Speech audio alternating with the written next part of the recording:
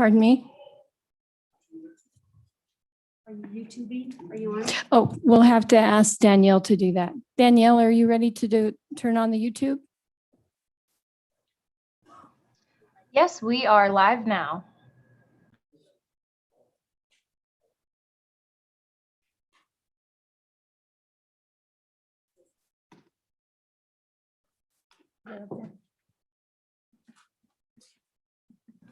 Good evening, everybody. Welcome to Senate Transportation.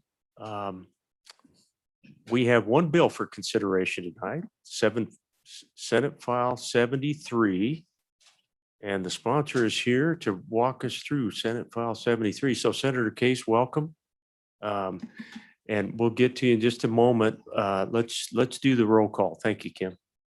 Senator Anderson. Here. Senator Furphy. Here. Senator McEwen. Here. Senator Pappas. Here. Chairman Landon. Here. Senator Case. Thank you, Mr. Chairman. Mr. Chairman, I bring to you Senate File 73, tolling authority for I-80. Mr. Chairman, this is kind of an old friend. It has a few changes to it, but as chairman of the Revenue Committee, I've been very concerned about revenue for the state of Wyoming. You know, we haven't had a lot of success with new taxes. We were able to get a fuel tax increase on the table, and that was, you know, fairly significantly supported. But really, in terms of the big picture out there, the state's kind of in trouble, Mr. Chairman. And the trouble is, part of the trouble is that revenue measures take a long time to stand up, especially property taxes. You know, there's a lag built into that. Excise taxes can go a little faster. And then we have user fees. This falls into the area of user fees. It has been kicked around a few times, and this committee knows the situation with respect to Interstate 80 better than I do. Here's some of the general ideas I know about it, is that it is a very expensive highway to maintain. It is a very heavily utilized highway. It is also a highway that is heavily utilized by interstate commerce. And it's a dangerous road, Mr. Chairman. I used to, I have been in the legislature for a while, and there's only about 3 weekends in all of these years that I haven't gone home. Many times on I-80 and then returning. And lately I've been going your route, Mr. Chairman. It's a little bit longer for me, but I feel safer on it. Just the amount of traffic, and when I read about these or see these things that happen, like those videos of the police officer where the truck just comes barreling into his car. You remember that one? That was horrible. And then these pileups, just, where dozens and dozens of cars are involved in this. And it just scares the heck out of me to think that there's nothing you can do. There's no room. The road is probably inadequate for what we are trying to make it do. And the weather conditions are just horrific. So this has been kicked around a while. Former member of this committee and chairman, Von Flateren, I called him up and I said, gee, what do you think if we tried to run that again? I think it makes sense. And so he worked with me to get this bill to this point. Senator Pappas agreed to be a co-sponsor. And the basic gist of it is, if we don't do something for I-80, no matter what we raise for funds, it kind of gets sucked up into I-80. We still have the old I-80, So I'm trying to get us past that. So that's the purpose of Senate File 73. It creates a highway tolling program. It grants powers to the commission. It defines the duties of the commission and the Department of Transportation. It grants tolling authority for Interstate I-80, but it doesn't do that without you guys looking at it first. It provides for a review of the tolling plans, creates an account, grants bonding authority, requires accounting and reporting. It authorized loans from the State Highway Fund against the future tolls. It provides rulemaking authority, and it allows assistance between state agencies. Mr. Chairman, there's a time frame in this that has been shortened from previous suggestions about this. The shortened time frame came from our Department of Transportation, who suggested that it could be done a little bit shorter. This is the bill. You can see we have a purpose statement. You know, they seem to be more popular now. That's on page 2. To finance, construct, operate, and maintain Interstate 80 and accommodate the needs of the traveling public through safe, efficient, convenient, and modern vehicular traffic is necessary and in the public interest to provide for the financing, construction, operation, regulation, maintenance of Interstate 80 under a tolled configuration. The toll configuration will allow Interstate 80 to be maintained and to be operated in a way that will reduce traffic congestion, delays, hazards, injuries, and fatalities. To carry out these purposes, it is necessary to authorize the Wyoming Department of Transportation Commission to create and supervise a tolling program within the Department of Transportation to impose tolls and exercise other powers regarding Interstate 80 that are necessary, equitable, and appropriate. 2416-102 is all about definitions. On page 5, Mr. Chairman, 2416-103, we create the authority to toll. The department has authority to impose tolls on Interstate 80 and take all other actions necessary for the project. 2416-104, the statewide tolling program is created. So the director, with the commission's approval, may operate a statewide tolling program that shall be limited to the project and shall be in accordance with the project master plan as reviewed and approved pursuant to WS 2416-107B. That's going to be important. In line 17, we create the special toll revenue account, and which will receive all the toll monies. And it allows the state treasurer to make investments of that amount. And on bottom of the page 7, it says the department and state treasurer shall prepare an annual accounting of the funds. Next page, the commission has authority to approve expenditures from the fund. And the department may expend monies in the account to pay for the principal on the bonds as the bonds mature, to fund the administration, planning, financing, construction, operation, maintenance, or repair of the project.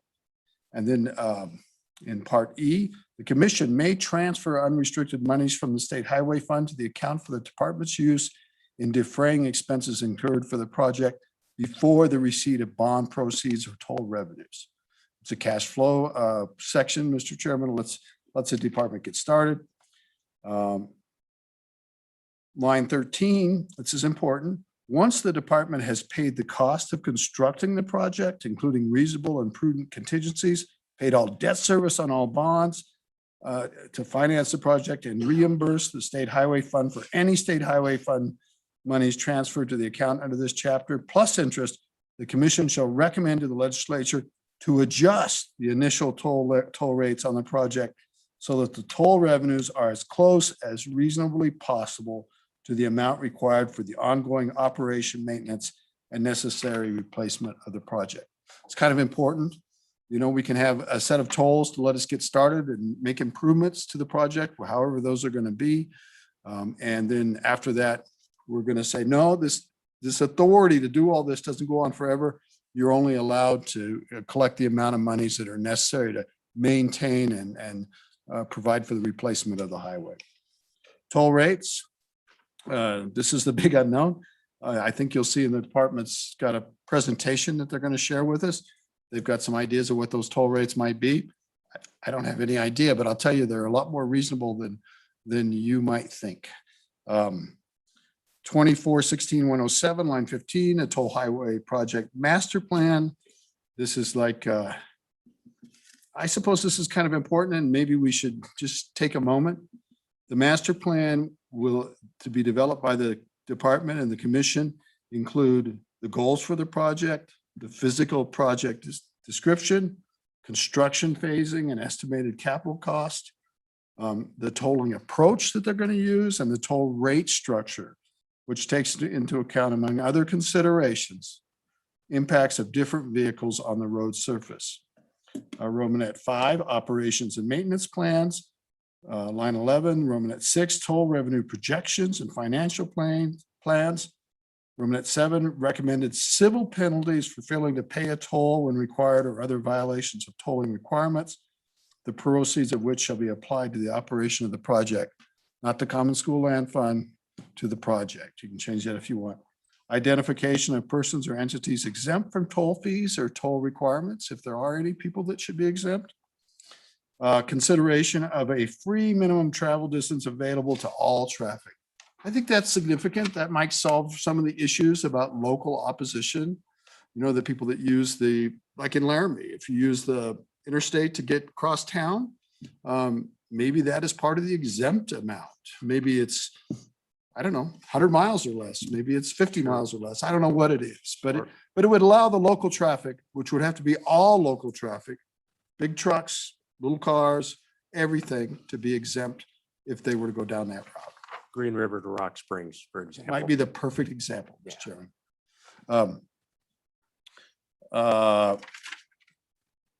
We're on to page 12.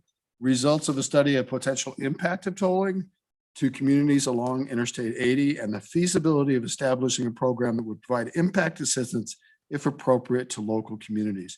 And I'm sure we're going to hear a lot about local communities, Mr. Chairman, and they are so important in all this. I think the minimum tolling distance is a way to satisfy local communities. I think it's also important that we realize that local communities will benefit from a modern, safe Interstate I-80 that's going to be in their future for maybe the next 100 years, Mr. Chairman. So that's important as well. Application of criminal and traffic regulation laws, provision of any law enforcement and courtesy patrols, public outreach program, any federally required information or federal considerations, any other information necessary for the project. So, Mr. Chairman, this is going to be important here on line 22. Once the commission approves a project master plan, which you can see is going to take some work, the plan shall be submitted to the Joint Transportation, Highways and Military Affairs Interim Committee. There you guys are with you can handle it for consideration during the immediately following legislative session of any authorized or conforming legislation and notice of initial toll rates. So it is true, this creates a tolling program, but the truth is you're not going to be collecting any tolls till after you guys approve it and see what this master plan looks like. So it's in your hands. The department shall also submit the plan to the Federal Highway Administration for their consideration. And if the Federal Highway Administration approves a plan without substantial changes as determined by the commission, then the department shall implement the plan. But remember, you've got your finger on that too. Commission powers and duties, and these are just ones to direct the department and assign department tasks to develop the master plan, to issue bonds. We can issue bonds in advance of revenue. We can even borrow within department funds in advance of getting revenue. We can get started to make recommendations to the legislature to increase or decrease fees, tolls, rates, and charges related to the project, and to establish initial toll rates. To charge the fees, to acquire real and personal property is necessary to the exercise of its powers and the performance of its duties. I mean, think about it. If we don't have adequate right of way, we need to widen the highway in some places to make it safer, and they'd be able to do that. They might have to, there might be special facilities they need. There might be electronic communications right of ways. There's just different things that they might need that we are authorizing to do with this. They can hold real property. Well, we already mentioned rights of way. To enter into contracts or agreements, including intergovernmental agreements or agreements with private persons necessary or incidental to the exercise of its powers and the performance of its duties. To employ or contract for services of consultants to plan, acquire, construct, operate, regulate, maintain the project, to construct, maintain, and operate stations of electronic means. Operate stations or electronic means for the collection of tolls from the project as required by any approved project master plan. Little quick note on that. I've been kind of trying out different toll roads, and when I was down in Texas recently, I tried out quite a few of them. They have quite a bunch of them. But if you remember when E-470 came into the Denver airport, remember the big toll plaza, and then they rerouted the traffic around the toll plaza when the technology improved so much that they didn't need it. And now you can't even find it to where the toll plaza was. And I have not seen I think in Illinois, a year ago, I went on a road that had a toll plaza, but most toll roads don't have toll plazas, even roads where the weather might make for snowy license plates and all those kind of things. It's But mostly electronic. it's now, mostly electronic, which makes it a lot cheaper, Mr. Chairman, as you can imagine. Yeah. I have, the Wyoming has an agreement with other states where if we pass through a toll facility on another state, they will share the license plate information so that you get a request in the mail to pay the fine. I have never found one of those to be an error. I'm not a fine, but a toll. I meant to say a toll, but they're always just dead on accurate, where you got on and where you got off. And I'm kind of amazed. So anyway, so I don't think there'll be any toll booths. I think it'll be electronic. Annual budget, the ability to restrict specific vehicles. They can do that now, of course, but maybe it's oversized, maybe it's some kind of reason they'd want to restrict vehicles. To contract for and accept any gifts, grants, or loans of funds, property, or financial or other aid in the form from the federal government, any agency or instrumentality thereof, or from any other source. Not sure what those other sources are, but there might be safety issues or safety funding. I don't know, but they can accept it. Well, if we generate this kind of funding, don't you think the federal government will match us? Maybe not, huh? I don't know the answer to that. We can always ask. We certainly can, Mr. Yeah. Chairman. Go ahead. It talks about the bonds to be issued upon the issuance of any bond authorized by this chapter to report to the state treasurer in such form as the treasurer may require the terms of all bonds issued, including the maturity of the issuance and revenues pledged for the issuance and prior issuances. There's a reporting requirement. That's the subject of the next section. Rulemaking authority is next. The bonds are discussed on page 17, 2416-110. Subject to subsection B, which is down below. The commission may issue bonds in principal amounts that the commission determines necessary to provide sufficient funds for achieving the tasks required by the project master plan and necessary for the project. All bonds issued under this chapter are negotiable instruments under the laws of the state unless expressly provided to the contrary on the face of the bonds. So whoever bought the bonds, they'd be able to sell them to somebody else and they're not restricted. The commission may issue.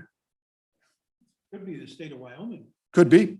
We could actually hold the bonds ourselves. Absolutely, Mr. Chairman. And we're not restricted from that. Okay.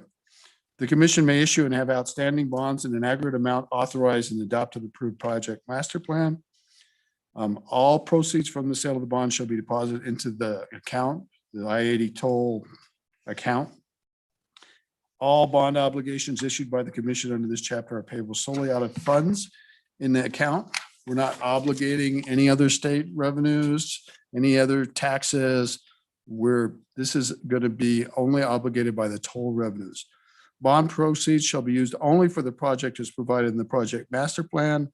The bond shall bear interest at the rates, be executed and delivered at times and in denominations, be of terms and maturities, be in bearer form or in registered form as to principal and interest or principal alone, and bear manual or facsimile signatures and seals as determined by the commission.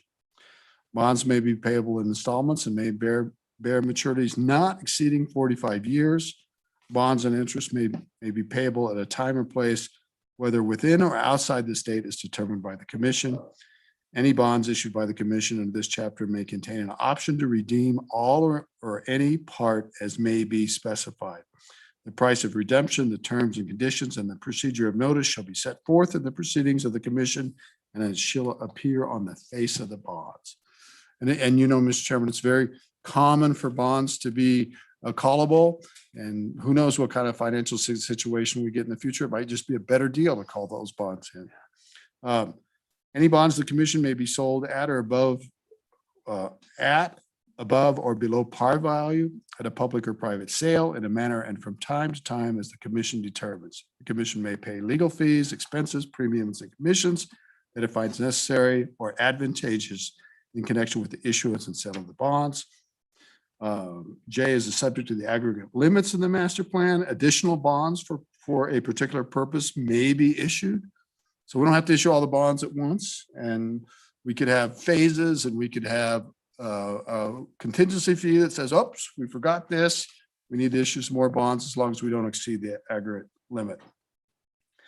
The commission may provide for the issuance of bonds under this chapter to refund any project bonds then outstanding, including the payment of any redemption premium, any interest or premium accrued or yet to accrue, and the earliest or subsequent date of redemption, purchase, or maturity of the bonds. Refunding shall be accomplished in the manner prescribed by WS 16.5.101 through 16.5.119 to the extent it is not inconsistent with this chapter. 24.16.111, more about the bonds and the security. The principal and interest on any project bonds issued by the commission may be secured by a pledge of any revenues authorized under this article for the applicable bonds. The bondholders may not look to any general or other fund for payment of the bonds except the revenues pledged therefore. I think it's really important. The bonds shall not constitute an indebtedness of the or a debt within the meaning of any constitutional or statutory provision or limitation. The bonds shall not be considered or held to be general obligations of the state, but shall constitute its special obligations, and the commission shall not pledge the state's full faith and credit for the payment of the bonds. These bonds are guaranteed by the revenues of the I-80 toll system. Each pledge, agreement, or other instrument made for the benefit or security of any project bonds is valid and binding from the time when made.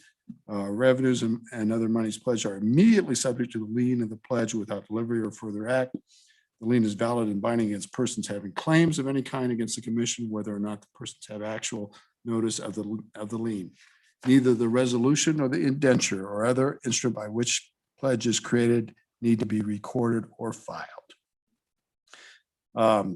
The commission may provide in the proceedings under which bonds are authorized that any part of the project or project phase may be constructed, reconstructed, or improved by the commission, and may also provide for the time and manner and requisites for disbursement to be made for the cost of construction and for all the certificates and approvals of construction and disbursements as the commission considers necessary. That must be one of the longest sentences in the state of Wyoming, but basically what that's saying is it can be, it's a long sentence, but it allows for bite-sized bonds and construction. You don't have to do the whole thing. You might do part of it. And that might be a way that this thing gets phased in. Maybe, well, who knows? Exemption from taxation. This will be important to some folks. The exercise of the powers granted by this chapter constitutes the performance of an essential government function that makes these bonds tax-free, which is good for some people. And so it allows you to get a more favorable return, especially if they're held by private entities. If the bonds are held by the state itself, not such a big deal because the state doesn't pay taxes. In fact, we could use a little taxes, Mr. Chairman. Bonds are legal investment, 24.16.113. 24.16.114, state pledge not to impair bondholders' rights and remedies. The state pledges to the holders of any bonds issued under this chapter that the state will not limit or alter the rights vested in the commission to fulfill the terms of agreements made with the holders or in any way impair the rights and remedies of the holders until the bonds, together with interest on any unpaid installments of interest and all costs and expenses in connection with any action or proceeding by or on behalf of the holders are fully met and discharged. So assistance by state agencies, that's 24.16.115. Any state agency will fulfill technical assistance, render advice, attend meetings, Section 2, of course, are the amended parts of the bill. 24.1.119 is the state highway fund. And there, within the state highway fund, you can see that we're just adding an exception and kind of have to read it I'll short circuit it by picking up on line 11 of page 24. It says all monies in the fund shall be available for the purpose of this act without further appropriation, and no warrant shall be drawn on the fund except on a voucher approved by the director of the Department of Transportation, except for bonds issued pursuant to WS 24.16.110, which have to be used for this purpose. 24.8.101, purpose, issue, and disposal. This is for the purpose of providing funds for the construction improvement of public roads and highways in Wyoming. The state treasurer, with the approval of the governor, is hereby authorized from time to time within the limits of the amount authorized by law to issue and dispose of bonds of the state of Wyoming to be designated as highway bonds. That's existing language. You can do that now. But this lines 12 through 14 make it clear that bonds issued under this chapter are separate and distinct from the bonds issued under WS 24-16-110 for the purpose of Interstate 80. Section 3, it's a immediate effective date, Mr. Chairman. You can see we've got a fiscal note. It's an increase in expenditures, but you'll note that this doesn't consider the tolling and the fact that you can move forward. But 21,020 in 2022, estimated 20 in 2023 is almost 4 million. That seems to be the big expenditure, and it sounds like a lot of money, but in the grand scheme of things, this is to get a program that will really maybe change Wyoming's future in terms of our highways and getting a handle and maintaining and improving one of the best systems of highway in the country, and making something that's really a problem and is becoming apparent that it is more of a problem as time goes on and more of a safety issue as time goes on, Mr. Chairman, and maybe turning that around. I hope you'll support the bill. I'll answer any questions I can. I know that others want to testify, and I know the department has a presentation, which I believe they shared with members of the committee. Mr. Chairman, thank you for bringing the bill. I want to acknowledge that two of my colleagues on the committee sat through a lot of the foundation work and have considered this in the past. The previous chairman did yeoman's work, and I appreciate him stepping forward. I want to send a salute out to him in helping you to present the bill tonight. Committee, any questions for Senator Case? Senator Furphy. Thank you, Mr. Chairman. Most prevalent question I get is, will the Federal Highway Administration allow a toll on an interstate highway? And, if the answer is they may, do they have it on other interstate highways? Thank you. Mr. Senator Chairman, Case. I'm not the best person to answer that question. I think there's a decent chance of it. Absolutely. And I think it's part of a trend and an important trend. And I think that tolling I-80 is good for Wyoming. It's also good for the nation. It really, and what I mean really is that improving that road to where it needs to be to serve the nation throughout this next century, or the rest of this century, is really important. And I think our federal partners will realize that. But the presentation from the Department of Transportation touches on it a little bit. I prefer that they speculate on than I do. And maybe Senator Pappas, he's much more knowledgeable on this too. Thank you, Senator. And Senator Furphy, we'll make sure to get that question answered as we go along tonight. Senator Pappas, you kind of pointed at what is to come from the department, I think. Any thoughts you have with the No, Mr. with the Chairman. senator at this time? Okay. Thank you, Mr. Chairman. I just know that the department will be addressing it. And so well, I won't go into it. Okay. Well, as I could- co-sponsor, we'll give you a I could shot probably at it. answer it, but I think the department could probably do a much better job. We'll give you a shot at it a little bit later as the co-sponsor of the bill. And so anything else, committee, before we allow the good senator to stand aside, and we'll bring the Department of Transportation forward. Danielle, let's go to the Department of Transportation. If you'd like to bring all of those folks in, that way we may have questions for all as we go forward. Good evening, Director Reiner.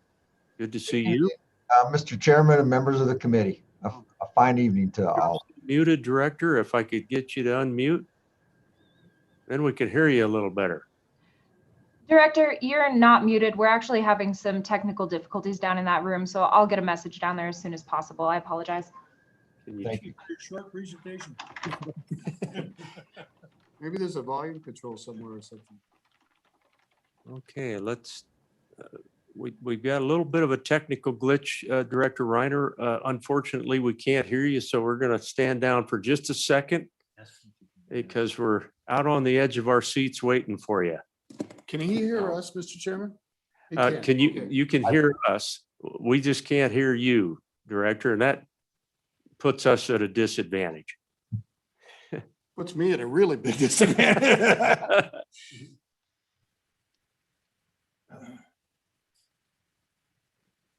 You know that, Is Danielle around?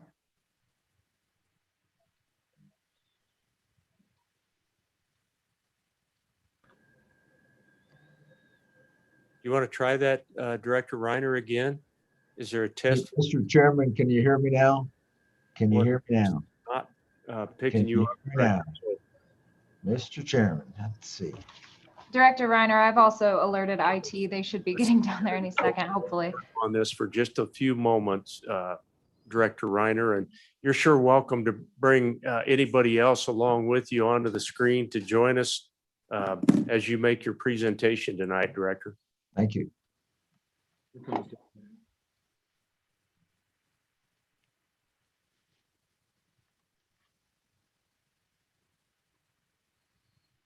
We got no sound, Dave.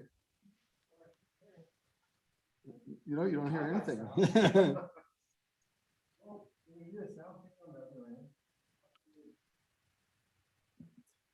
Representative Portner, it's good to see you tonight. I want to acknowledge you since we're kind of at a stand down. We appreciate you sitting in tonight.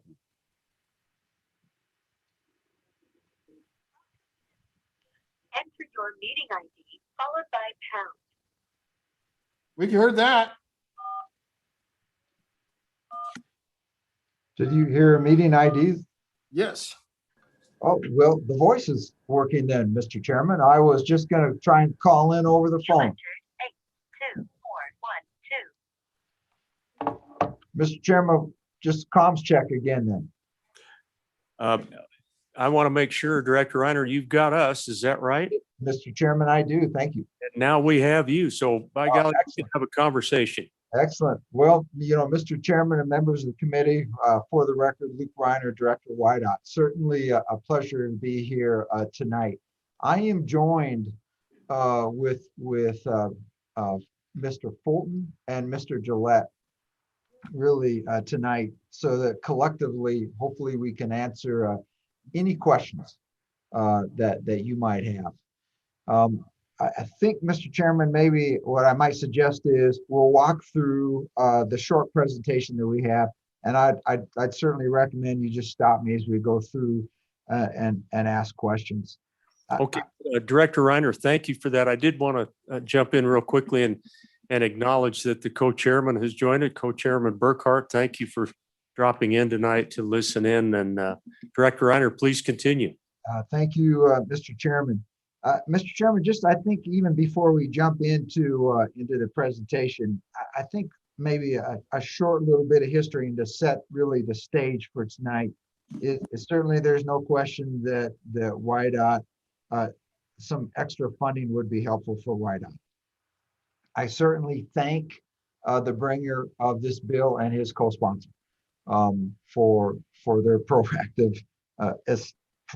proactive actions on this. In terms of general comments, we certainly did an interim study over this last year and explored different ways of raising revenue. Really, the result at the end was the 9-cent increase in fuel tax that the bringer of the bill discussed. Certainly, we also talked a RUC tax and a little bit of tolling fee, but not a lot. Do not see them as mutually exclusive. Certainly see different sets of rules and different sets of laws. But in the end, as Senator Case talked about, tolling I-80 certainly does make sense to us based on traffic.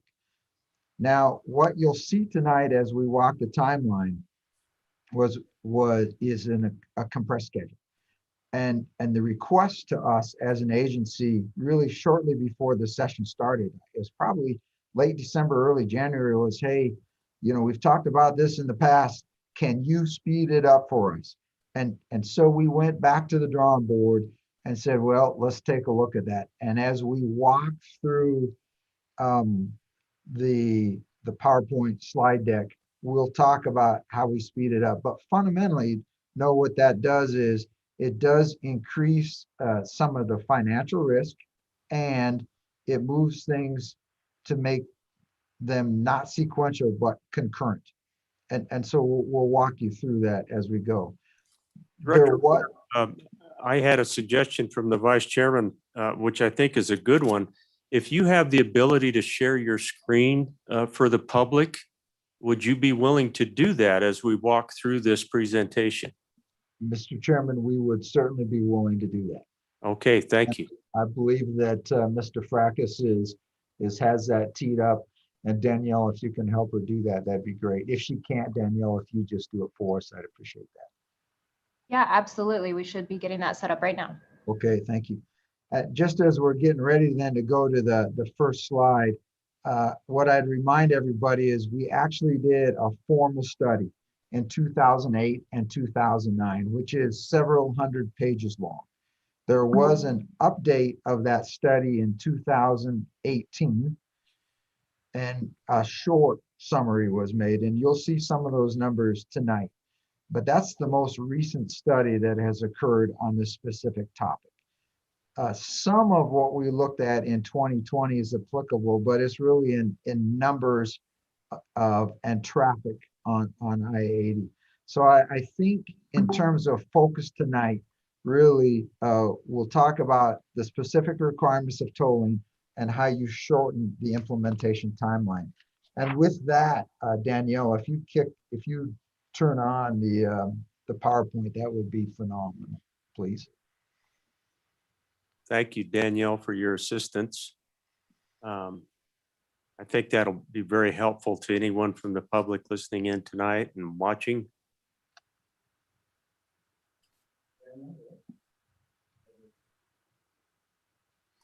Okay, Director All Ryan. right, thank you, Mr. Chairman. And Danielle, if you flip over to the next slide, please. Thank you. So, Mr. Chairman, really here's a little bit of numbers just to sort of put items in perspective.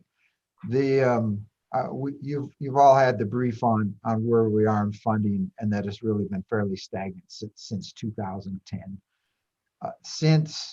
In the last 5 years, from 2016 to 2020, you can see that we spent about $312 million on I-80. So all of these numbers on here pertain to I-80. And if you flip down to the fourth bullet, I'm sorry, Danielle, if you just, yeah, thank you. The fourth bullet on this slide, the STIP, or our State Transportation Improvement Plan, which is for the next 5 years, so think 21 to 26, has about $329 million worth of program projects for I-80, which are all asset preservation and maintaining the asset. If you back up then to the third bullet on this slide, currently we spend about $65 million a year to maintain I-80. And if you flip down to the bottom one, then as we look at maintaining in its current condition, the estimates are need about $43 million additional a year to keep it in its current condition, to keep it maintained. So, that's about $108 million a year to maintain it in its current requirement. Here's a couple other numbers not on here that I'd share with you just to keep things in perspective. So WYDOT's average construction budget a year is $340 million. That's how much we spend statewide every year on construction. And so if you take the 65 that we currently spend on I-80, divided into 340 million, that's about 19% of our budget currently goes to I-80. So I-80 is 402 miles from east to west. And we maintain 6,733 miles of road in this state. So 19% of our budget goes to 6% of our road miles. So that's the 402 divided by 6,733. Then the other number that I'd share with you is in the state of Wyoming, every year we drive about 10.4 billion with a B miles. 2.5 billion of those miles are driven on I-80. So 24% of all miles driven in the state are driven on I-80. So there's some numbers for you. You know, 19% of our budget, 6% of our total road miles, 24% of miles driven in the state. So Director Reiner, I'm going to stop you right there and committee, on this slide or the additional figures that were provided, any questions? Mr. Chairman, I didn't get the I-80 miles quite right, I don't think. Microphone. Excuse me. Mr. Chairman, I didn't get the I-80 miles quite right, I don't think. Director Reiner, Mr. Chairman and Senator Anderson, Senator Anderson, were you referring to the miles driven or the total miles of the road? I'm sorry, miles driven. Thank you, Senator. So we in the state of Wyoming drive 10.4 billion miles a year total on all the roads. 2.5 billion are driven on I-80, or about 24%. Director Reiner, I have a question. Just help me to make sure that I've got this right. The percentage of what we spend on I-80 versus our entire budget each and every year. Can you repeat that piece for me? Mr. Chairman, absolutely. So every year, our average construction budget, what we spend across the state is about $340 million. And we know that right now we spend $65 million a year on I-80. So that's about 19% of our construction budget every year goes to I-80. Thank you, Director. Anything else, committee? Okay, please proceed. All right, thank you. If you flip the page then, Mr. Chairman and members of the committee, really what you see there is the details of the average of $65 million spent on that corridor a year. And I don't really feel any reason to go over any specifics on here, except to provide you this detail should somebody ask. Director Reiner, I think that's a great observation. I think you can stay at a fairly high level, and then if the committee has a specific question, we can certainly drill down. Bet, Mr. Chairman. I think maybe the one on my item I would add, if you go to the middle of the page where you see the total in dark, and then you go to the two lines below that, one with federal and one with state, I think that's an important talking point, that that is our match requirement from the state in terms of meeting those federal dollars. And so you see what percentage of the funds then are federal and what percent are state. So moving on then to the next slide. Here's really some performance measures and some stats that we would share with you. And really the first one is that the traffic, and you know it because you drive it, is steadily increasing. But the numbers would say, hey, in the last 30 years, heavy truck traffic has grown by 150% and automobile traffic by about 65%. If you're talking the total vehicle miles traveled, that's the next bullets down. And when I told you that there was 10.4 billion miles traveled across the state, that's where that number comes from. And then you can see down below where you come up with the fact that we traveled 2.5 billion total on I-80. But the other interesting number on that third really bullet point down is that if you take I-80 and you say, hey, how does that compare for heavy truck traffic across the state? What we know is 63% of all heavy truck traffic in the state is on I-80. And then about 20% of our total passenger miles are driven on I-80. You can see what the average daily traffic count is, and that was very recent data in 2020. And then here's the other item that we do know is that 80% of truck traffic on I-80 is through traffic. So you can really think most of it as out of state. So it starts not in Wyoming and it ends not in Wyoming and passes through about 80%. Now let me give you a couple other stats that are not on this slide because it's a comparison data. And this would be for the entire state. And these are numbers that we worked with over this last summer as we were exploring alternate revenue sources for transportation system. And what we know is for trucks in total across the state, the out-of-state percentage is 62%, and the in-state percentage is 38%. And so when you say 80% of truck traffic on I-80 is through traffic, the percentage on I-80 is higher than the rest of the state, and that makes a lot of sense because most of the heavy traffic would be on I-80. But for the entire state then, out-of-state trucks, 62%, and in-state, 38%. In terms of passenger vehicles, the out-of-state across the state is 15%, and the in-state is 85%.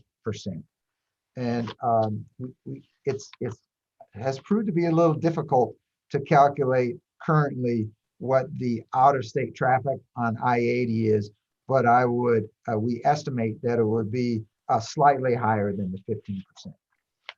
Mr. Chairman, that's some stats on I-80. Pending any questions, we'll move to the next slide.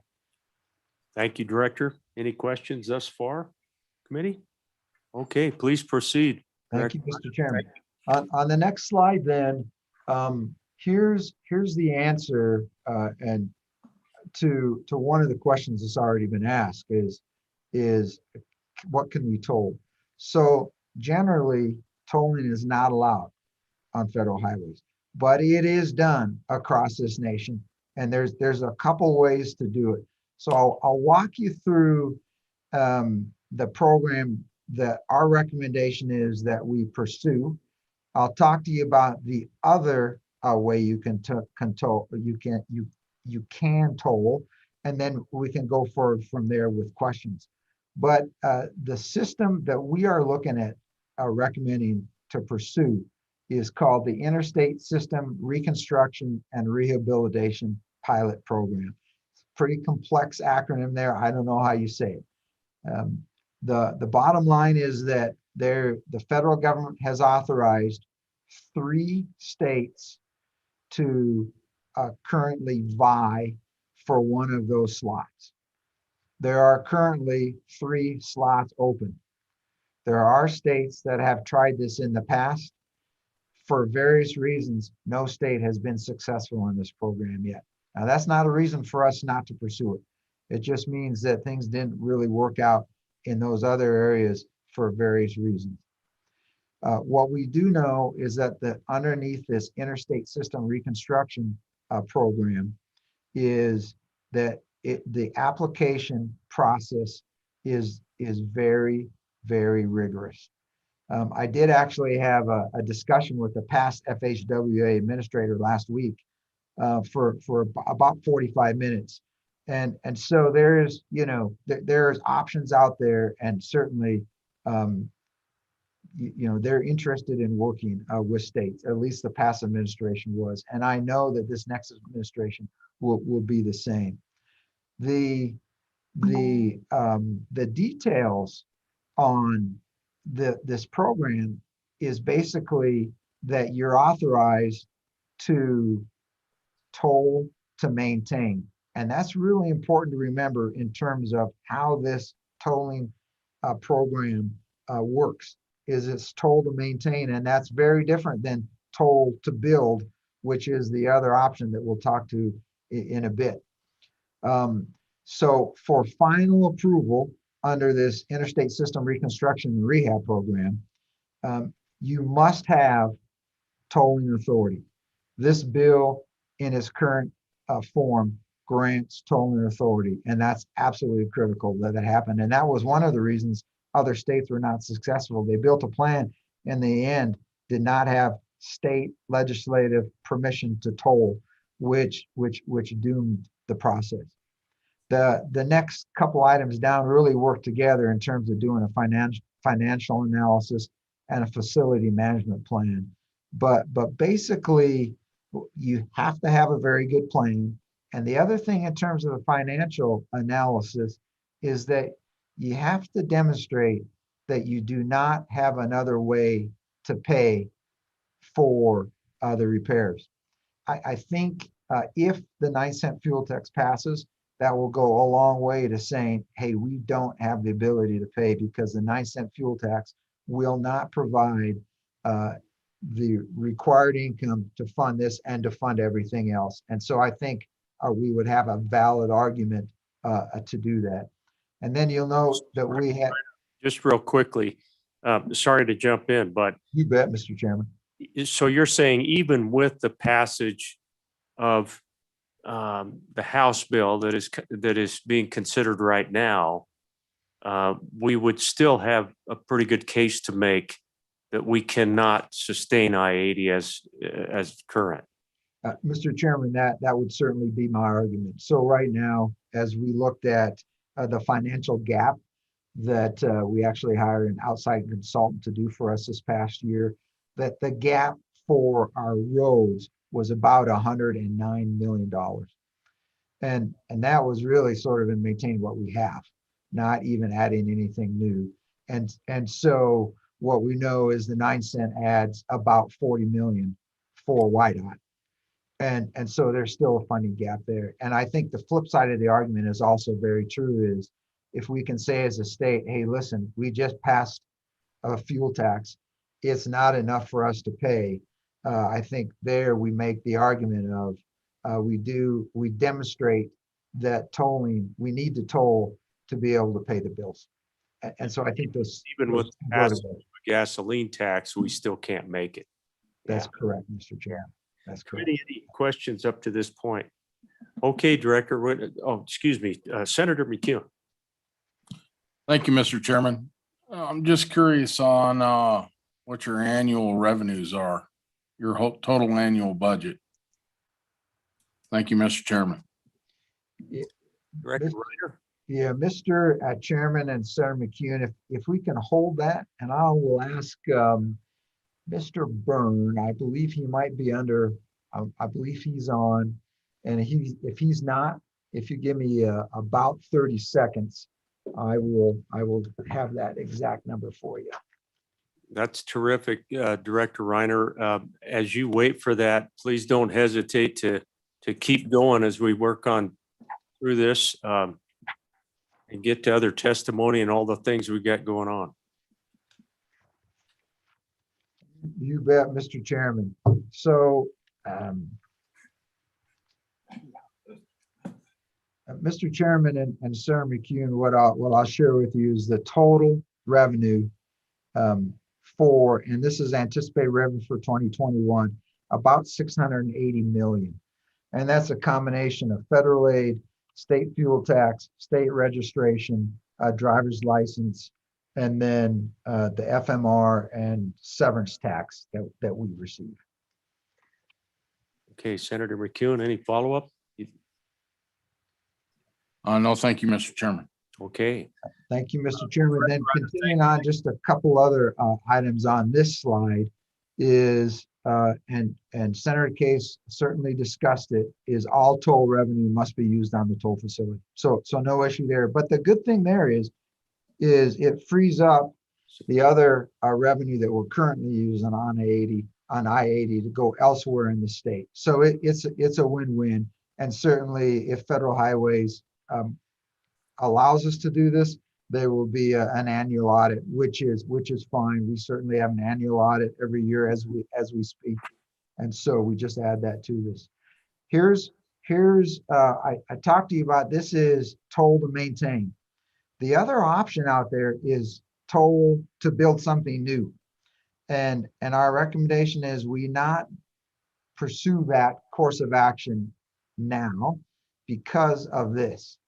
If you build a new lane on I-80 and toll it, say a third lane, both directions all the way across, one of the requirements of that program is if you are not already tolling the other lanes, you must provide the same number of free lanes after you start tolling that you had before you started tolling. So let's say you tolled and built a third lane, then you couldn't toll the other 2 lanes.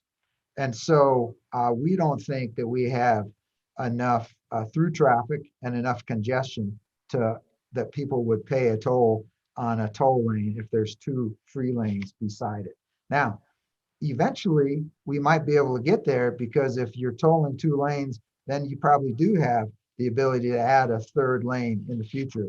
But Mr. Chairman, that's why at this point we think the program to use is this Interstate System Reconstruction and Rehab Program.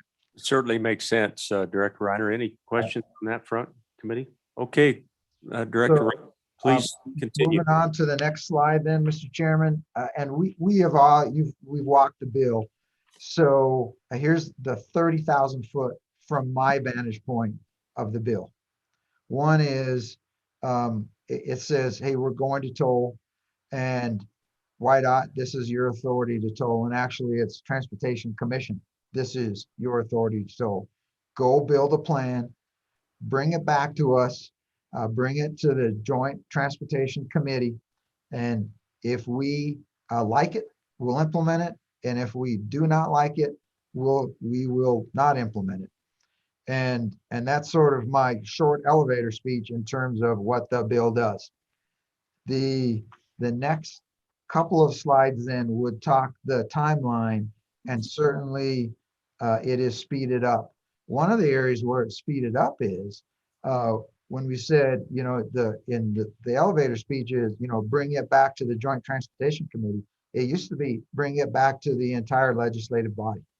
And so there's some of those areas where you can say, hey, we can't speed it up and still keep legislative oversight of the process. And that's on the next slide, by the way, what you're referring to, Director Reiner, right there we go. Thank you. Absolutely. So on slide 6, then we have expedited the process. And like I talked about before, made some items concurrent versus sequential. And so I think we just need to be willing to say, hey, we'll do that. We have very good comms in my mind right now between the Transportation Commission, the YDOT, and the Joint Transportation Committee. Certainly the liaisons that we have going back and forth, I think are excellent. If you look at the middle bullet on that slide in terms of considerations, we do have 3 years once there's approval to execute, with a 4th year extension if we're making process in, you know, the environmental assessments and working on bonds and getting agreements with the major metropolitan areas, which in our case would only be Cheyenne. Mr. Chairman, I can go into more detail, but that's really a summary of the timelines, because the next slide is an actual review of the timeline. Committee, any questions on that front? I think Senator Pappas. Yes, Director Reiner, how long would it take to get this provisional approval? Should we say, let's go, you know, if we pass this bill and it goes into effect immediately, when would you expect that 3 and possibly 4 year period to start? Yeah, Director Reiner. Mr. Chairman and Senator Pappas, Actually, Danielle, if you flip to the next slide, please. Senator, really what we think, let me just maybe, it's in there under calendar year 2023, the first quarter. With your permission, maybe I can walk you through that. And again, remember, nobody has done this, so this is our best guess. But what I'll tell you is, if you tell us, tell me, tell the Transportation Commission to do this, we'll move out.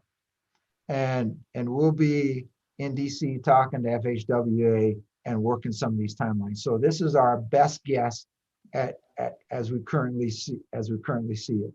And as we've currently worked a few of these items with our local FHWA reps.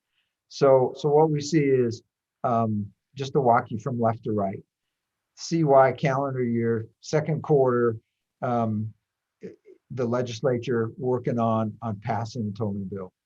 If it passes, we will immediately then start the RFP process, which you all know can be a little bit lengthy, but we'll expedite it and hope to have a consultant hired in early fourth quarter this year. And we'll start the application because there's a lot of material to gather. We would then in 22 really build the plan and build the draft master plan and submit the app to Federal Highways.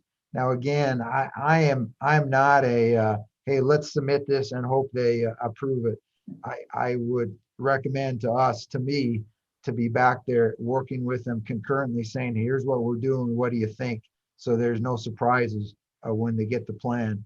And we would shoot for provisional approval of the plan in early 23. And obviously, if things work faster, that'd be great. But that would then give us the ability to start the environmental or the NEPA process in early 23. And after that, it gets a little fuzzy, just depending on exactly what we're doing. But we sort of gave ourselves, hey, let's have 2 years to have all of the NEPA done that we need and to have the bonding complete and to be ready to go. So here's one of the provisions. One of the provisions says you must have a major project in process when you start tolling, is one of the requirements of the bill. So my recommendation to us is we basically let the project immediately before we start tolling. And in terms of major, the largest construction project we've let in this state to date is a $68 million job, which is actually ongoing as we speak. And it's 3 miles right south of Jackson, going over the Snake River and mitigating a huge landslide, slide area off on one side of the road. So for me, major is going to be probably $50 million or higher. And that's the argument we'll make. Mr. Chairman, I would hope that we could potentially speed this up a little, but I think that this is a fairly accurate and conservative and realistic, and our best estimate at this time in terms of how quick we can do that. I think that does give us a good idea. And honestly, I think the other thing that it allows, there's an out along the way too. If it just looks like it's not going where we wanted it to go, or it's not going to accomplish what we thought it would, committee, I would just submit to you that all the way along there, there's plenty of opportunity to pull the plug. But Director Reiner, please continue. You're going to get into what this might generate, and I know we're interested in that too. So yeah, Mr. Chairman, if we flip over to the next slide, then. So Mr. Chairman, these numbers actually are generated from the 2018 study, and the formulas they used were very complex, and so I just will probably reiterate total numbers and some basic assumptions. And the first one I'd say is that this first estimate was basically based on heavy trucks being 25 cents a mile, which, oh, by the way, is about the average per mile across this nation in tolling rates. And then every time they calculate a number, they use cars at 10% of the heavy truck rate. So in this case, the cars were 2.5 cents a mile. The gross revenue for that estimated to be about $190 million. And that's after their calculation of diversion, which is always sort of the question of, hey, if you toll a road, how many trucks will not come? And, some people say, you know what, it's going to have a minimal effect, 5 to 10. Some others think it's higher. This one is estimated at about 40%, somewhere between 30 and 45%. I think my preference will always be estimate a little high and then hopefully not have that number. The operating expenses you can see is basically based on 19.6 million. And that would be really what they do is they average a cost of what it costs to send out a toll, to take a picture, to maintain the toll booth, to hire some employees to not man the toll booth because everything's estimated to be electronic, but to care for it, make sure it works, to send out the billing, to maintain the area around it, those type of issues. And so the net revenue at that rate, about $170 million. If you flip to the next slide, then that one's based on a 10 cent per truck and 1 cent per cars. And you can see that the operating expenses basically stay the same. And the net revenue is about 80 million. Now, I think the number and the diversion there is estimated at 20%. I think the number that I would just remind everybody about in this context is, if you think back to the very basically first slide with numbers on it, we said to maintain I-80 in its current shape takes $108 million. And so my recommendation to us would be that you set initial toll rates at least to maintain what we have. So that'd be somewhere in between these two rates, based on volume of traffic and updated projections, because these are now 3 years old. And that we start there. If it's the will of the body says, no, we want to look at increasing, capacity, which I think we need to at some point. I think you start here probably at $108 million, and then you go up from there. The study that was done in 2018 estimated a 1% incremental increase per year in the cost. I'll stop there for questions and then really go to our last slide, Mr. Chairman. Okay, committee, question, Senator McEwen. I'm kind of just doing some rough math. Excuse me, Mr. Chairman. Thank you. Absolutely. As I do the rough math on this, the truck at a quarter a mile, we're looking at about $125 to drive I-80 across the state. Is that about right? Mr. Chairman, Senator McKeon, yes, I think it was calculated about 130. At the 10 cents, it was $40. Okay, go ahead, Senator. Okay, I just wanted to ask that. And one last question. Have we estimated the second and third order economic effects that are going to be caused by the diversion rate? I guess what I'm saying is if we have 40% less trucks on I-80, are we going to have, we're going to have 40% less coffee stops, if you will. Yeah, Mr. Director Ryder, go ahead. What Senator McKeon, no, that always comes up.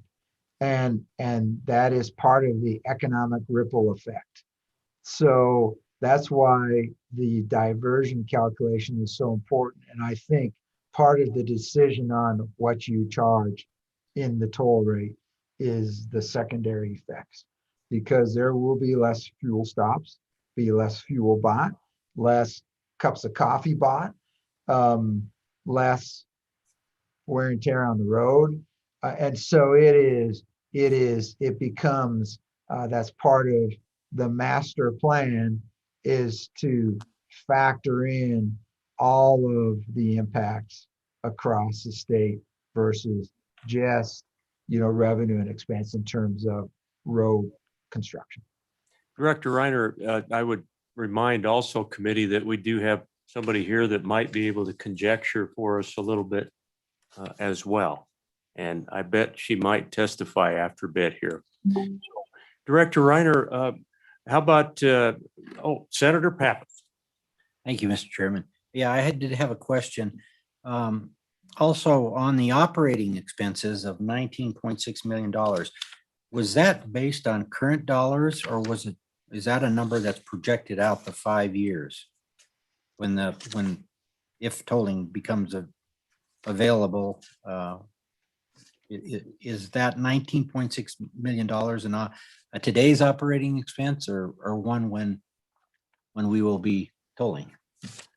Director Reiner?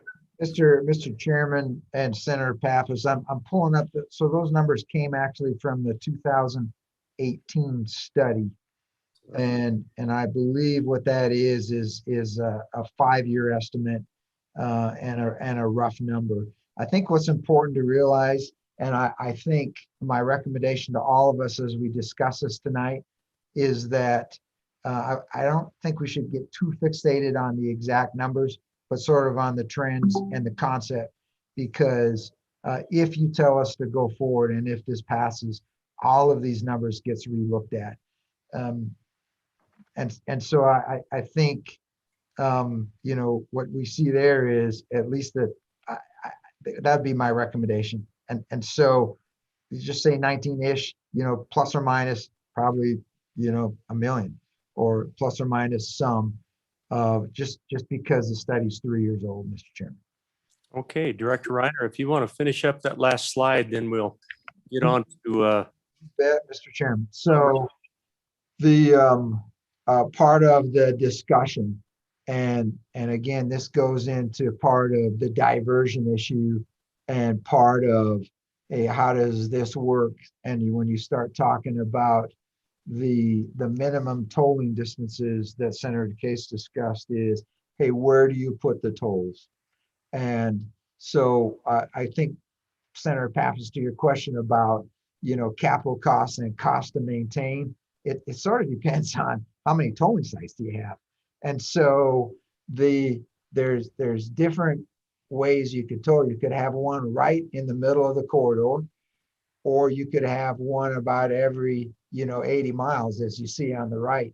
And you'll have different effects on throughput, and you'll have different effects on, and probably different rules that we have to have in place for local traffic. And so that's why, again, I think what you say is there's not a specific plan being briefed tonight. It's a concept. And so the cost, the operating costs would change based on the number of tolling sites you have. And so those are the two of probably multiple ways to set up tolling booths. And again, I think that we work that as part of the master plan with a consultant, if you authorize us to go forward. Mr. Chairman, that would accomplish that. I do have one suggested amendment to the bill to speed it up, if at some point you'd like to consider that. Mr. Chairman, that would I think end right out formal testimony, except for that one amendment. But if you'd allow me to see if I missed something from either Mr. Fulton or Mr. Gillette or Mr. Davis. Director Reiner, I would entertain what you've got in mind on an amendment so we don't miss it later on. If you want to let us know, we'll scribble that into place. Thank you, Mr. Chairman. If I would go to page 13, page 13. And that's, if there's a paragraph that starts on page 12, line 22, that says, once the commission approves a project master plan, the plan shall be submitted to the Joint Transportation Highways and Roads, to you, for consideration.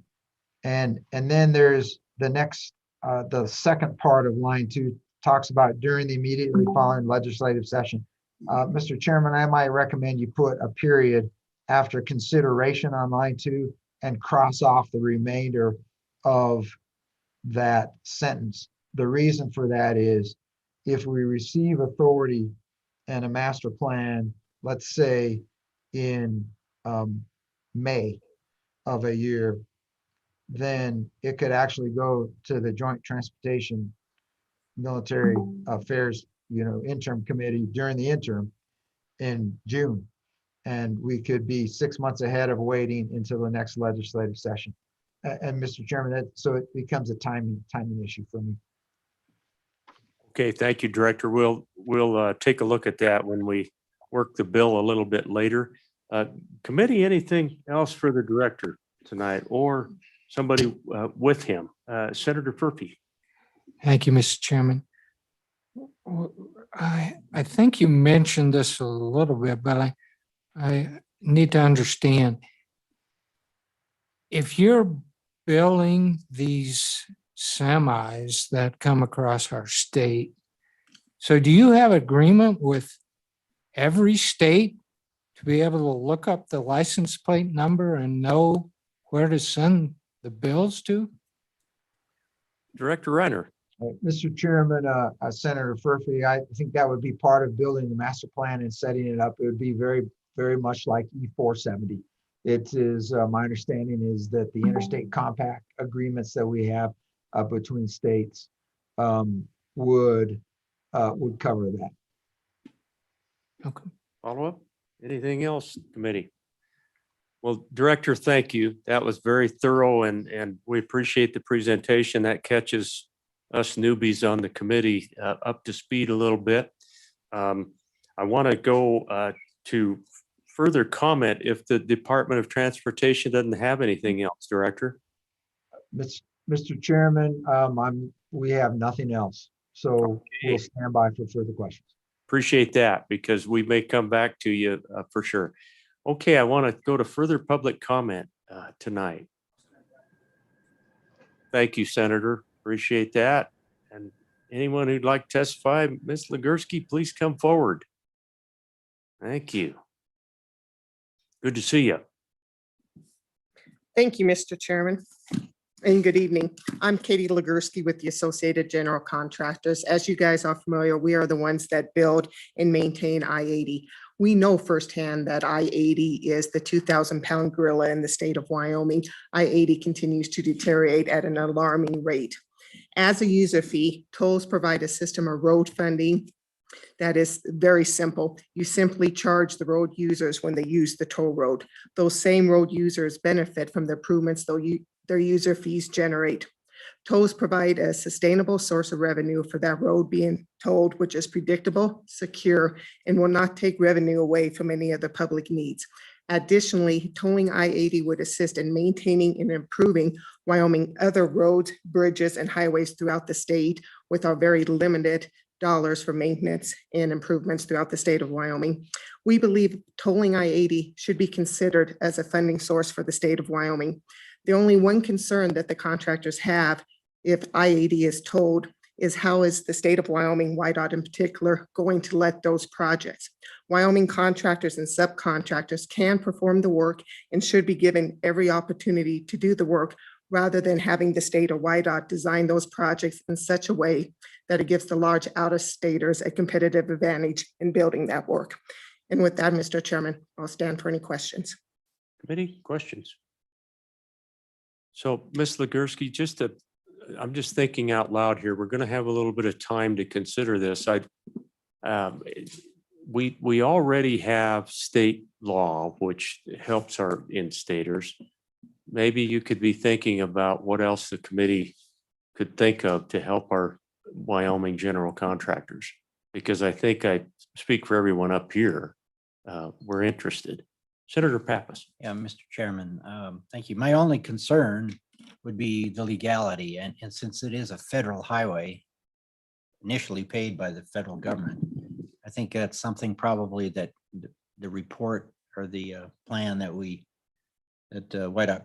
has prepared for us will probably need to address. But I think we need to, you know, if it's possible, that's fine. I just don't know if the feds will allow it. I think that's a good caution, Senator, but I know YDOT is listening in, and I know that along the way, they'll do some work for us on that front, because I bet they're writing that down right now. So anything else, Ms. Legursky? No, I sure don't. I just appreciate your time. Thanks for your effort. Thanks Thank for you very being here much. tonight. Appreciate your group too. Further public comment? Mr. Chairman, we have Mark Larson here on Zoom. I'm going to go first off to Ms. Furch, who's in the room, and then we'll go to the Zoom, okay?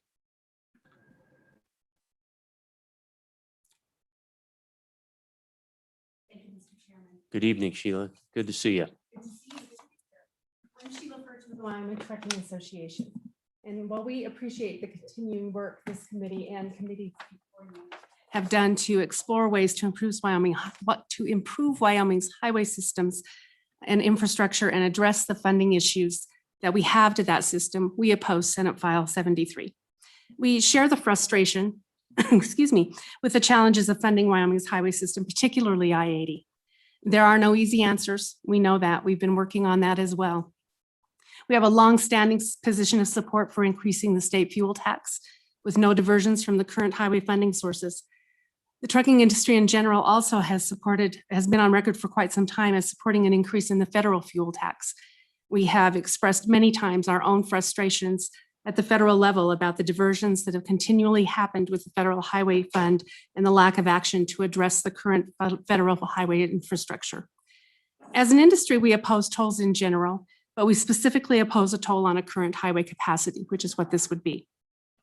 The industry views tolls as a non-productive and overly intrusive means of raising revenue with the possibility of causing more harm to commerce than what can be justified. Tolls on the interstate system, whether current or new capacity, can reduce the efficiency of that very system, increase shipping costs, and make interstate travel more expensive and less convenient for travelers.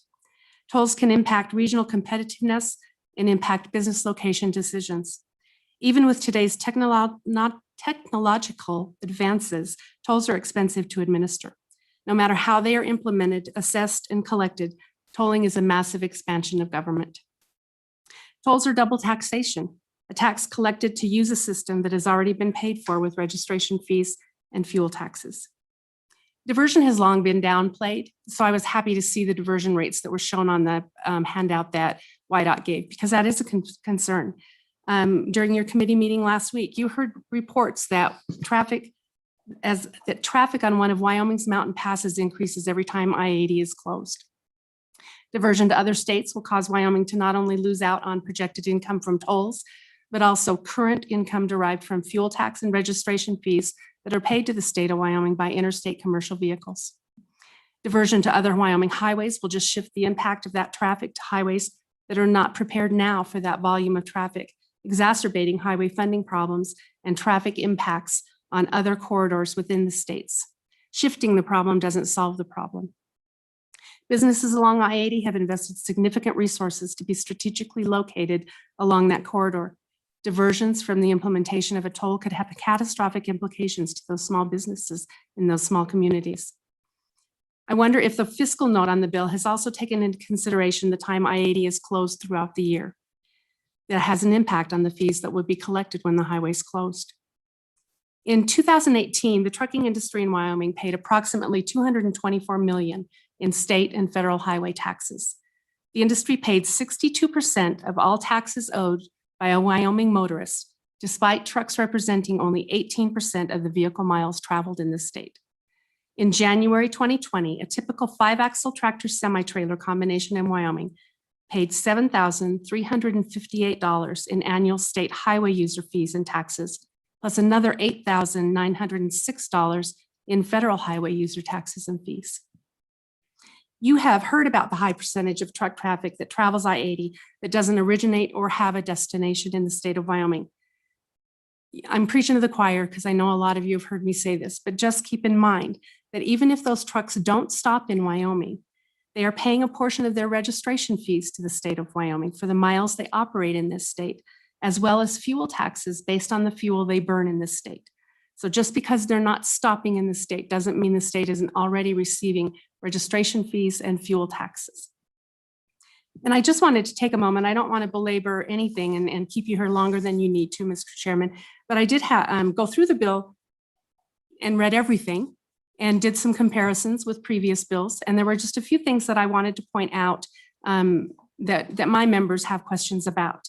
One of them, both the sponsor of the bill has already mentioned, as did Director Reiner, and that was the fact that legislative oversight has kind of been taken out, not completely taken out. It's still there, but it's much less prevalent than in previous copies of the bill. On page 5, line 11, it talks about other traffic. And I guess I'm just kind of curious about what other traffic we're actually talking about in that section. It talks specifically about vehicular or other traffic. And I guess I would just like clarification on that.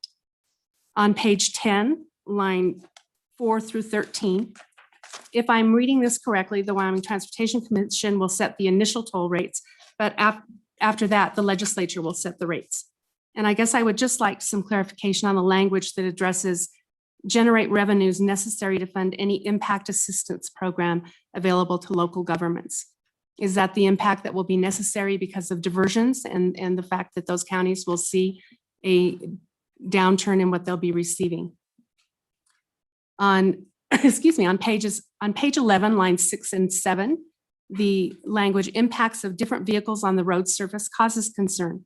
The industry understands that there will likely be different toll rates. We don't have a problem with that. We know that there will be a difference in the toll rate for a commercial vehicle versus a passenger vehicle. We understand that.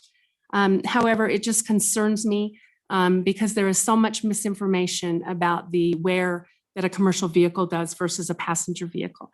And I just think that will cause the industry a lot of concern, that we keep that in mind as we go forward. Also on page 11, line 14 through 17, we don't disagree that the fines should be applied to the project. We agree with that. We just wonder if that's even possible when all other traffic fines right now are not going to the highway system where we think they should go.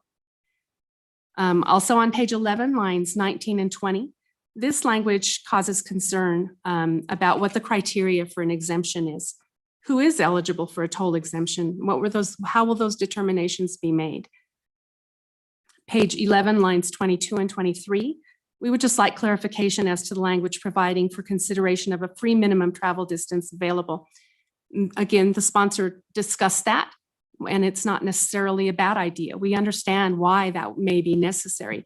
It did cause concern when he talked about it would have to apply to local commercial vehicles as well, because when you start treating intrastate carriers, the local carriers, differently than interstate carriers, that becomes a Commerce Clause issue, and that could be problematic. On page 12, line 2 through 6, similar language has been in previous bills, and we don't disagree. We just need to have some clarification again on what is considered the impact assistance to local communities. Is this assistance to the local governments for the impact that they will see, or is this assistance to the businesses in those small communities that may be impacted should there be a lot of diversion? And lastly, on page 15, lines 15 through 17, that language gives us pause. Restrictions as outlined in this language have the ability to require certain vehicles to use the toll lanes with no alternative choices available to them, and that could be a problem for the industry. So, Mr. Chairman, in closing, I'd be happy to take any questions. We are certainly here to work with you as you proceed going forward, but at this point, we can't support Senate File 73. Okay, committee, any questions for Ms. Virch tonight? I've got one.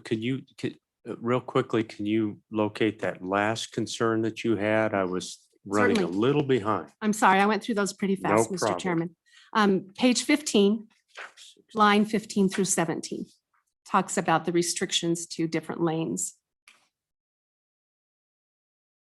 Thank you for that. Certainly. Thanks, Ms. Furch. Appreciate Thank it. you. I'm going to stay in the room tonight and ask for any further public comment. I want to go to please come forward, and then we'll certainly go to the House Chairman. I introduced you as the co-chairman, but not until we go to the interim, Mr. Chairman, House Chairman Burkhart. I'll get there pretty soon. I'm driving a much slower vehicle than you guys. So, Mr. Moline, good evening. Thanks for being here. As Brett Moline, Wyoming Farm Bureau Federation. On and against the bill. My members have policy against establishing tolls. I cannot speak any better than what the representative from the Trucking Association said, so I'll just say ditto. And then I know some of my questions, additional questions, but keeping the locals whole, where is that money going to come from? I'm assuming that would come from the tolls, but I understand that estimation will have to come through the study, but should we go forward? But I do want to lay a quote out there from, I believe it was President Kennedy. And we're asked quite often, why are we against increasing the fuel taxes or tolls or anything? That I believe it was President Kennedy said that agriculture is the only industry that buys retail, sells wholesale, and has to pay the freight both ways. That's what my members concerned about, is the increase in the cost of our production that we cannot pass on to the consumer. Being in a perfectly competitive market, we have to eat it or go out of business. With that, Mr. Chairman, I would sit for any questions. Any questions for, go ahead, Senator. Mr. Chairman, my question's for anyone in here. It's a bizarre question, you're gonna think. They usually are. A while back, we passed a 10-cent gas tax, did we not? We did, and I believe 2010, 13, And started the effort, I think, back in about 2010, Senator. So where are those funds going right now? I can actually answer that, having been on that committee back at that time. That you can log on to the website, and that is that additional 10-cent increase in the fuel tax is identified through projects specific to that 10 cents. It is split out to this day, to my knowledge. But it's not all going to highway funding, It is is actually. Okay. Yeah, it certainly is. And I know YDOT will correct me if any of that is wrong, but that was part of the bill was to split that money aside so that people could see what impact that would have on the roads. So. I appreciate your answer, Mr. Chairman. Thank you. You bet, Senator. Mr. Chairman, Senator Anderson. Mr. Chairman, that also goes to cities and counties also, not just the state. Thank you for that, Senator Anderson. Anything else? Mr. Moline, thank you. Mr. Chairman, Always committee, thank you for the appreciate you being opportunity. here. Thank you. All right, please come forward and just to let Mr. Larson, he perhaps had to get going, and I'll apologize to him later.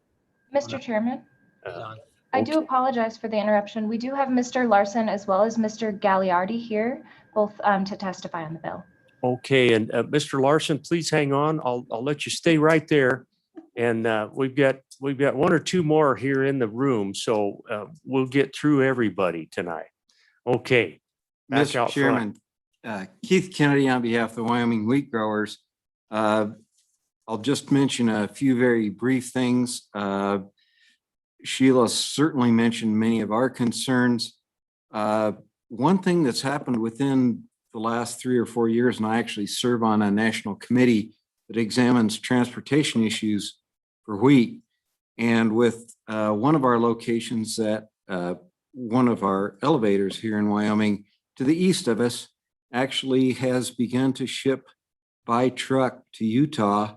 And the difference that this would reflect at the 25-cent rate is about exactly the benefit that they get shipping by truck relative to rail. And that's just happened within the last 3 years to where the rail rates have displaced, the rail rates have increased the trucking that has taken place in the wheat industry. Two other questions to pose. I would encourage you when you conduct analysis on this, by my farmer back of the napkin math, this would represent, based on those diversions that we saw, about a 25% decrease in the fuel tax that is collected on diesel. So I think that's something else to bear in mind, along with those diversions and the registration fees. The other question is, what portion of federal funding would be no longer sent to the state of Wyoming? And my question is, will the federal government cost share then on any maintenance on I-80 if we institute tolling there? And with those, I'd welcome any questions from the committee. Mr. Kennedy, thanks. Appreciate you being here. Committee, any questions for the wheat growers? Okay, thanks. Thank you, Mr. Kennedy. Chairman. Appreciate that. I tell you what we'll do, Chairman, I hope you can stay put. Let's go to Mr. Larson. Thank you, Mr. Chairman. Can you hear me? Thank you for being patient tonight. We've had several folks here and want to get to everybody. It's good to see you. Thank you, Mr. Chairman. I've been watching you also. You've been busy too. Mark Larson with the Wyoming Petroleum Marketers Association and Convenience Store Association. We're the licensed fuel distributors that collect and remit the fuel tax. And we're in opposition also to the Senate file. And it's nice. All of the witnesses can point to Sheila first and say, yeah, she nailed it. But I'll add a couple other things, Mr. Chairman. Wyatt is doing as good a job as they can right now with the assets they have. And on the recent RUC working group, we did identify, and the new dye management study shows that we do have some needs. But the petroleum marketers have said for many years that the most cost-effective method of collecting and remitting revenue for the highways is the fuel tax.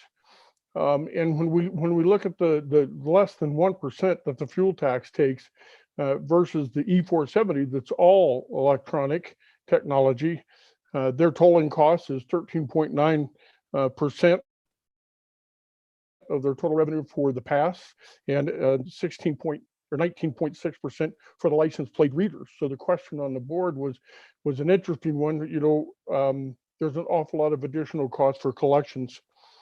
One of the concerns that we have is when you talk about diversion, we're not talking about people just bypassing the state. We're worried about diversion once they get to the state and decide they're going to take a back road and not pay the toll. Those roads weren't built for the traffic that they're going to experience if we go to tolling, and it will exacerbate the cost. And I appreciate the director and really admire the director for his work and constantly pushing to help fund the highways. But we have looked at and considered too the 2026 timeframe. We think is pretty ambitious. The most recent report we had, as recent as last year, was it would be 2029 before you could do any shovel ready. One thing I want to point out too, Mr. Chairman and committee, is that when we look at Pennsylvania just recently had to raise the cost on the longest toll road that is in existence today, that Wyoming would be the longest toll road in America if that comes to fruition. But they're having trouble retiring their bonds. And so they're increasing the cost to those bonds, and that's, I think, they're going to about $125 if I read the article right. And my own experience in the state to the south, when they built the T-Rex, they used bonds, and they didn't do tolling, but they paid it out of future revenues. We have to be cautious, because when you do bonding in that scenario, the state had to retire $168 million worth of debt for the bonding before anything else could be done in the state. So we're a little concerned about the retirement of the debt. And the last thing, they haven't raised the federal tax, and we keep trying to figure out ways to put general fund into highways when they haven't passed a federal highway tax since 1992. So there's some other options, and as we understand it, on the section 166, which I believe is the director was saying is going to be the project direction that we go with this, because we're not building new highways or new lane miles. I think in order to qualify for that, the state has to have a clear demonstration of exhausting all of the revenue options. Well, let's hope that we pass a 9-cent fuel tax and at least stop the bleeding. Mr. Chairman, I'll stand for any questions. Any questions for Mr. Larson? Mr. Larson, real quickly, you've got a little bit of a pulse on this, I'm sure. Part of the problem with the gasoline tax these days is everything gets 50 miles to the gallon, and we got a whole bunch of cars coming, particularly from the West Coast, that don't stop and fuel up. They plug in somewhere. So how much is that growing? What kind of numbers are we looking at there as going across I-80? I'm just curious what you could tell us on the growth of different fueled automobiles. Well, and you're spot on, Mr. Chairman. We recognize that. Director Ryder recognizes that when we looked at the RUC program. Well, we've got a new administration, and we've also got a new secretary who is very interested in taking the RUC VMT discussion further. But to your question, Mr. Chairman, the MPG for CAFE standards is going to come back. We know that the Trump administration put it to the side, and this administration will reinvigorate them.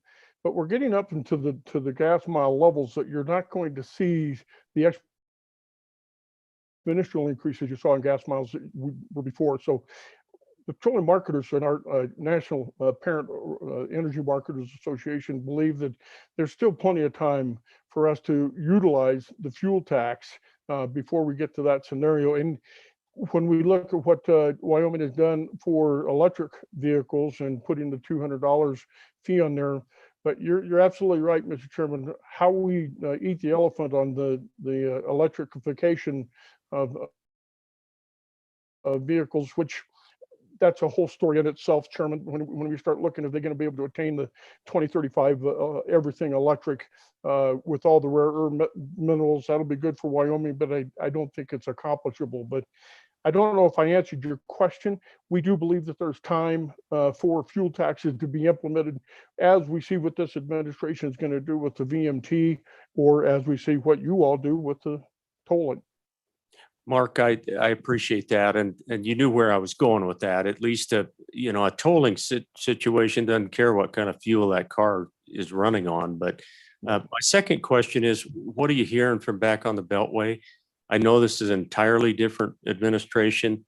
One of my disappointments was the lack of an infrastructure bill over the last 4 years. We didn't get it done. What are you hearing? Well, number one, we're hearing that we're sorry that Senator Barrasso got off the UPW. But we also are hearing that this administration is definitely interested in, and he was interested in when he was in the state that he was in looking at a road use tax. Mr. Chairman, we know that the future is going to be the road use tax, as we see, as you said, on the miles per gallon and electric vehicles. It's the only way to capture all those vehicles. We've also got fuel cell vehicles. If I'm going to have my grandkids invest in something, it's going to be fuel cells, because when you start looking at the battery capacities and how that's working. But the answer, I think, is going to be this administration is going to try to stretch that envelope from what we're seeing on that front, but I think it's all going to be directed towards the VMT. I don't think there's much of a flavor for a fuel tax at the federal level, and we're not hearing any discussion in that regard, Mr. Chairman. Okay, thanks, Mark. Appreciate that. Any other questions for Mr. Larson? Appreciate you sticking. Thank you, committee. Thank you. Mr. Gagliardi, I think, is still hanging in there with us. If we could please let him in. Good evening, Mr. Chairman. Good evening. Is this Mr. Gagliardi? We can't see you. If you want to turn Oh, on video screen, Okay, would be great. we're trying here. All righty. There we go. There we Okay, go. very good. Thank you, Mr. Chairman and members of the committee. My name is Tony Gagliardi. I'm the Wyoming State Director for the National Federation of Independent Business. I represent over 2,700 small business owners in the state of Wyoming. As you know, or you might know, NFIB takes our positions based upon input from our membership. I don't make up our legislative agenda, neither does a board of directors. Our legislative agendas are established by a vote of our membership on areas of concern to them. At the present time, over 64% of our membership opposes tolling on I-80. What's interesting is just less than that amount supports increased fees on electric vehicles. So that kind of gets to your question, Mr. Chairman, about what do we do with electric vehicles. In interest of time, I too am going to say ditto to the Wyoming Trucking Association, including the Wyoming Farm Bureau and Mr. Larson from the Petroleum Marketers, and stand in opposition to this tolling bill. Thank you very much, and I'm happy to answer any questions. Tony, thank you. Appreciate your patience and you being with us tonight. Questions Committee. Okay. Appreciate you coming, Tony. Thank you. Have a good night, sir. Be safe. Okay, Danielle, do we have anybody else? I'm going to encourage anyone who would like to testify tonight to please raise your hand on the Zoom screen and we will be glad to let you in to make any comments. It doesn't look like we have anybody. Going once, going twice. Okay. That kind of takes care of those who want to testify, and I want to invite the House Chairman to come forward. If you'd like to say a few words, Mr. Chairman and Representative, you'll have an opportunity too, by golly. Thank you, Mr. Chairman. Good evening. Members of the committee. Just some brief comments. I've listened to all the commentary and the questions and the opposition, and no matter what the approach is, the other approach is always better. I think we could raise fuel taxes to match California, 61 cents a gallon. I don't think anybody would like that, even though it would take care of the problem. Nobody wants the RUC, nobody wants tolling, nobody wants anything else. This is a study. It looks at the issue. We could find it doesn't work. We could find that it does. And we don't know at this point. I would encourage you to move it forward. Look at it in the Senate, give the House a chance to look at it and move on from that. Who knows? The House may decide they don't want to do it either. But I think it's worth reviewing and looking at. The roads in this state are our lifeline. While we have rail traffic, it generally moves all the way through the state one direction or the other. We don't have rivers. I know companies that have moved places because they have rivers and they want to ship by barge. We don't have that luxury. We have the highway system, and that's pretty much it. We don't have much in the way of air travel either. And we need to take care of that system, however that works. I hear from my constituents constantly. I live in Rollins. It's right on Interstate 80 that support tolling the road.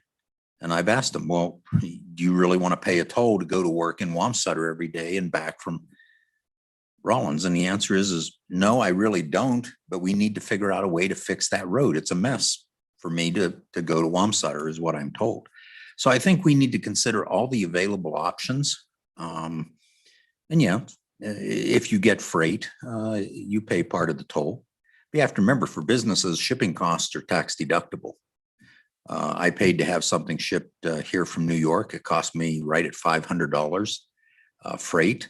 And I know the tolls going through New York, Pennsylvania, Ohio, Illinois, Indiana, and the rest of those states were included in that cost. And that's a cost of doing business a lot of times. I think it's worth considering. That doesn't mean we do it.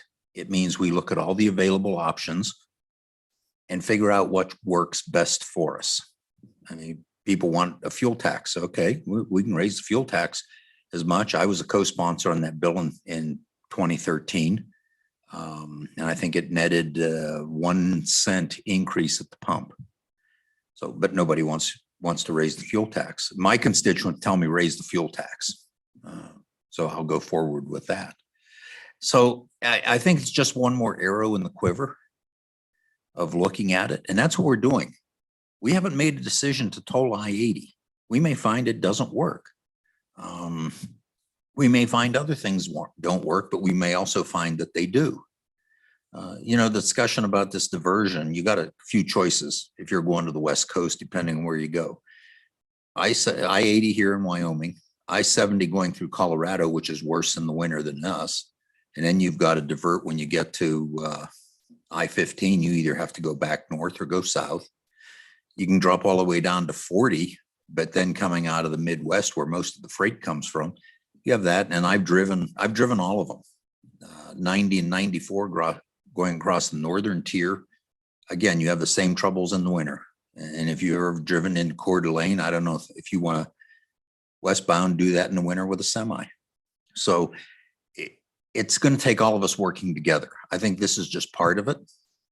Whether it works or not, we don't know at this point. And that's why we get together and do these things. We make much better decisions as a group, as a team, and that with the whole legislature than we do one person making them in a vacuum, so to speak. So I'd encourage you to pass it forward. Let the House take a look at it. It gives us a chance to start working on the issues. Gives us a chance over time to modify it. And I think the director said it good. If we keep putting it off, then it's the next legislative session, and pretty soon, you know, we have bridges that are going to need replaced on I-80. And what do? We lose 2 bridges in this state. Actually, we lose 1 bridge in the state, one particular bridge. There is no traffic on I-80. It goes somewhere else. And that's just a fact. That's why we take care of the bridges the way we do. And WYDOT does that very well. So I would say, please move forward. Let's take a look at it. Let's evaluate it. I don't think we're going to abandon anybody. As for the legislative oversight, that's what we have commissions. If you want the legislature to do everything, it's probably the wrong decision. We've had to get involved in detail in some activities. Others, I'd rather let the organizations that we assign, the commissions, the task forces, the boards, do that, and we do some oversight when needed. So thank you, Mr. Chairman, members of the committee. Look Mr. forward to Chairman. working with all of you in the interim, and hopefully work on this. Ditto. And Mr. Chairman, thanks for coming tonight. We appreciate you being here and listening to all of this, and appreciate you pointing out that this is all the way along. We talked about the unplug option, you know, so you're right. We've got time to look at this, and we can unplug at any point in the next 2 or 3 years. It's going to take a while to stand something like this up. So appreciate it. Thank you, Mr. Chairman. Oh, questions, committee? Okay, thank you. Representative, any comments? I'm going to go to the representative, and then we're going to go back to Senator Case.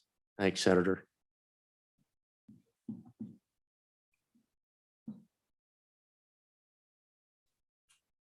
Thanks for being here tonight, Representative, and sitting through the comments and I sure testimony. do. Thank you very much, Chairman, for letting me speak tonight. And I want to thank the ladies for putting in extra time here as well. But anyways, I used to work on the I-80 corridor for about 12 years. And they was talking toll road at that time. My business, we was on and off the interstate probably a dozen times a Hang on day. just a moment. Senator Anderson. Can you give us your name? Can you state? My name is Representative Bill Fortner, House District 52, Gillette, Wyoming, Campbell County.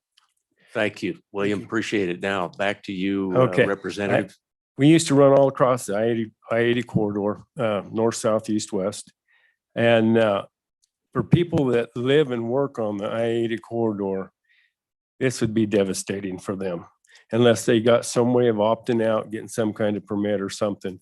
For one thing, it's everything they buy not just on the I-80 corridor, but all across the southern Wyoming, prices is going to go up tremendously because of this for those folks. The cost of living is going to go up. Everything they do is going to go up. The work to get on and off I-80, that's going to cost them every time they get on and off I-80. Depends if they get on off at Rollins or if they go on down into Uintah County and across that way. I have seen days that I have been working through Montana all the way down to Colorado trucking. I have seen people going extra 100 miles out of their way just to miss a port of entry. I think that you will see that a lot. I think you'll see traffic exiting in Nebraska, going through Colorado as far down as New Mexico and across and then back up. I know I talked to truckers at home that they are now not coming down 90, they're cutting across 212 and skirting across the bottom of Montana and going into South Dakota because they've had issues with the highway patrolman. So I know that happens, and I know that's issues that you need to be looking at. I also believe that, like the one feller said, I think what federal funding you get will probably start drying up as soon as you guys take this section of road over here.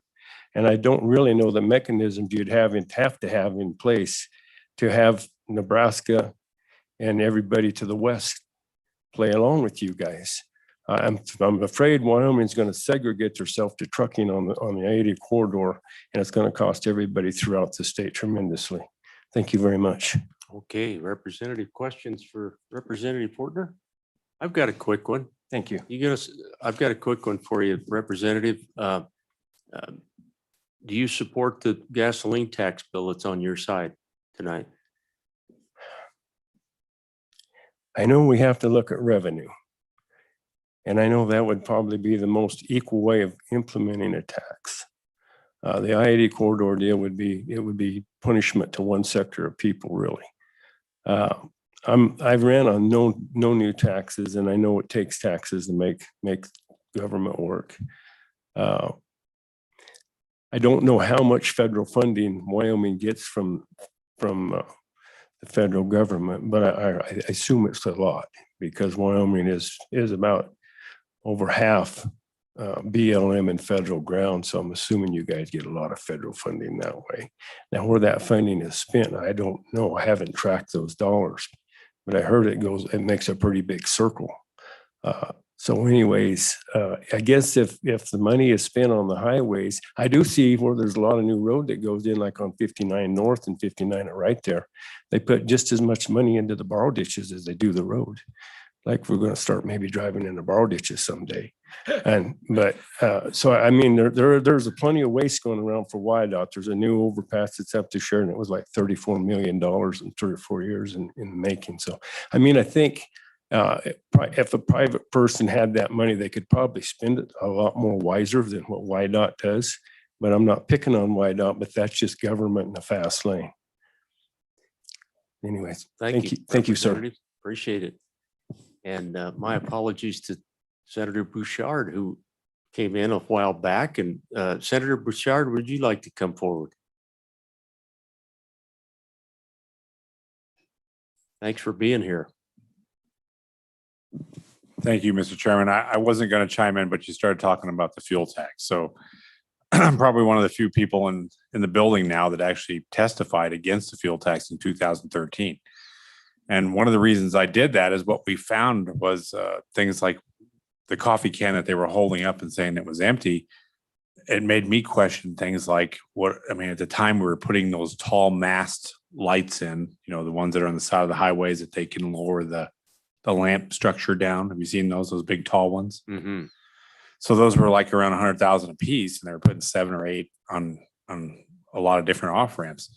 And so the question was, well, if we have to raise a fuel tax to fix the roads, how are we putting all these lights in all around the state? And the other thing that came up is we found they were putting lights in different cities. So WYDOT was actually funding the lights in certain towns, I should say.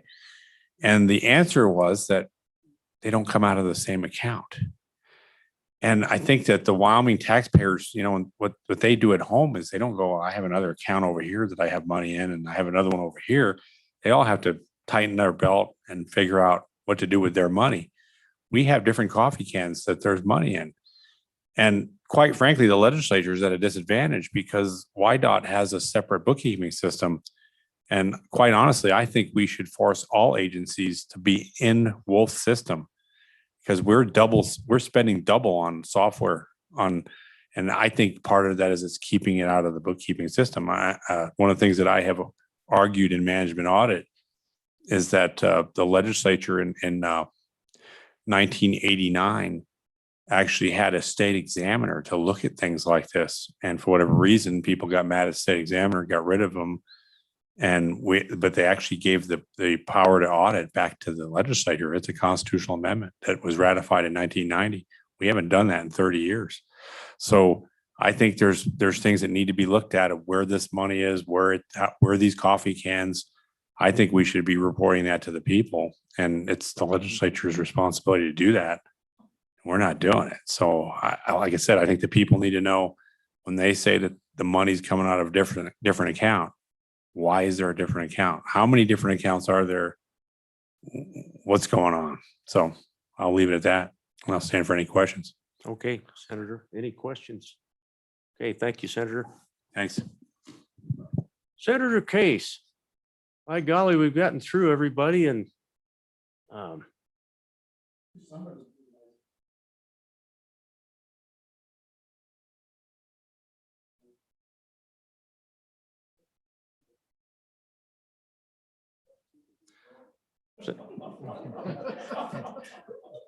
Senator Case, round them all up, put them in the corral and take us home here, by golly. Well, thank you, Mr. Chairman. I hope after hearing all this testimony that you will move this bill forward. First off, it doesn't start I-80 tolling, but it starts us on the way to figuring that out. That's important. We have to figure something out. Mr. Chairman, I'm going to support the fuel tax too. We need both. I'm sorry we do. I don't know if you've all had the experience of driving on a really nice, new, good road versus a road that's not holding up too well. You mean like Togety Pass when they finished that? That was a really nice one, Mr. Chairman. I don't understand the 55-mile-an-hour speed limit. I but don't like the I do speed think it was a limit, great but road. boy, I sure like that road when they finished it. Yes, yes, sir. And so I want to think about that for a second in terms of these I-80 communities that are so important in Wyoming. But what's the most important thing that's in their future? They all have state facilities. I agree with that. Prisons and, that was along the railroad at the original time. But what's also important is the condition of I-80 and its viability in the future and how we pay for it and how we have confidence about that. So I actually think, that this is going to be a good thing for those communities because it'll have certainty and it'll give us a well-maintained, nice road, Mr. Chairman. And in the future, it will also give us a third lane, which is even going to be better. But Mr. Chairman, the thoughts about the diversion, I think the department's estimate is on the high end. I just can't imagine. And so when I take the department's proposal for 25 cents a mile for a truck, I'm thinking of 402 miles of I-80. I'm not thinking of, so I get roughly, that's a little over $100. Man, some reason there's more miles out there. I got to go count them, but say it's $130 or $125. No one. Are you going to take an 18-wheeler and go down to I-70 instead? I don't think so, Mr. Chairman. I don't think that's a realistic thing. I-70 is a total mess. Are you going to go north? Are you going to go farther south than I-70? I don't think so. But maybe there will be some diversion. No doubt there will be. I'm an economist. I believe in elasticity demand. But on the tolls, on the high-end tolls that are proposed, they're not really proposed, but they're possible tolls. The 2.5 cents per mile for the cars and the 25 cent per mile for the truck. I don't see it happening on the trucks. I really don't. So we get our cake and eat it too. They stay on I-80, they pay the tolls, they go to these communities, and they enjoy a very nice road that's safer, and we're all safer. Mr. Chairman, 2.5 cents, going back to the 400 miles, that's a $10 trip on a car all the way across Wyoming. Now, maybe that's not what the toll is going to be. Maybe it'll be more than that. Sure. But when you do E470, you're if you go down to the airport and back, I think it's about $11. I stand to be corrected, but I think it's more than $10 to do that. Senator, That's- I've got a son in Castle Rock, Yes. so I can tell you it's about 22 to 24 bucks every time I go around that road. Okay. So, Mr. Chairman, my point is there's not going to be a lot of diversion when you can go the entire way on I-80. I still go on that road. but Yeah, I go on 472. Every I've tried jumping off and trying to figure a way around it. And it's not as easy as you think, and it's kind of a mess. And you just want to get home. You want to move it. And Mr. Chairman, I want to get to granddaughters. you want to get those grandbabies. Yeah. Mr. Chairman, so I think that it's going to be good for I-80 communities. We're not going to have as the diversions that people are talking about. But even if we did, there's growing traffic and we will grow into it. We're not even going to see it. And, if a big truck that's causing damage to the road doesn't go on the road, I'm trying to figure why that's necessarily a bad thing. I'm already explained to you that I don't think there'll be much diversion, but putting the toll ratios, that's 10 to 1. Maybe that's what it's going to be. That was to take into account some estimate of damage. I don't know about you, but all the estimates of damage that I've seen are much higher than a ratio than that ratio. So, I mean, I've seen things like 400 times. I've heard of 1,000 times. And I know the trucking industry will say that those are way inflated.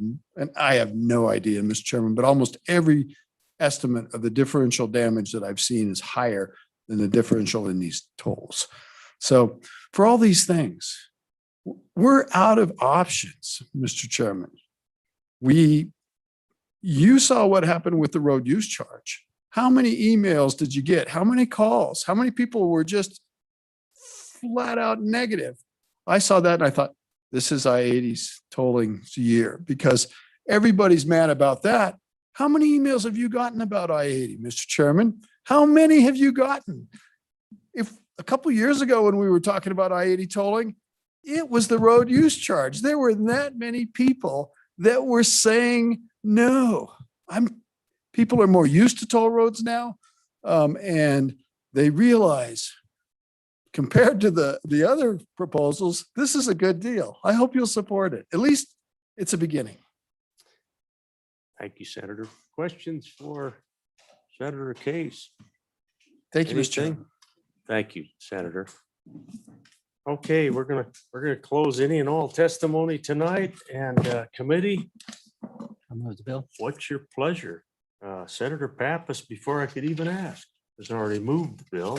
Do I have a second? Seconded by Senator Anderson.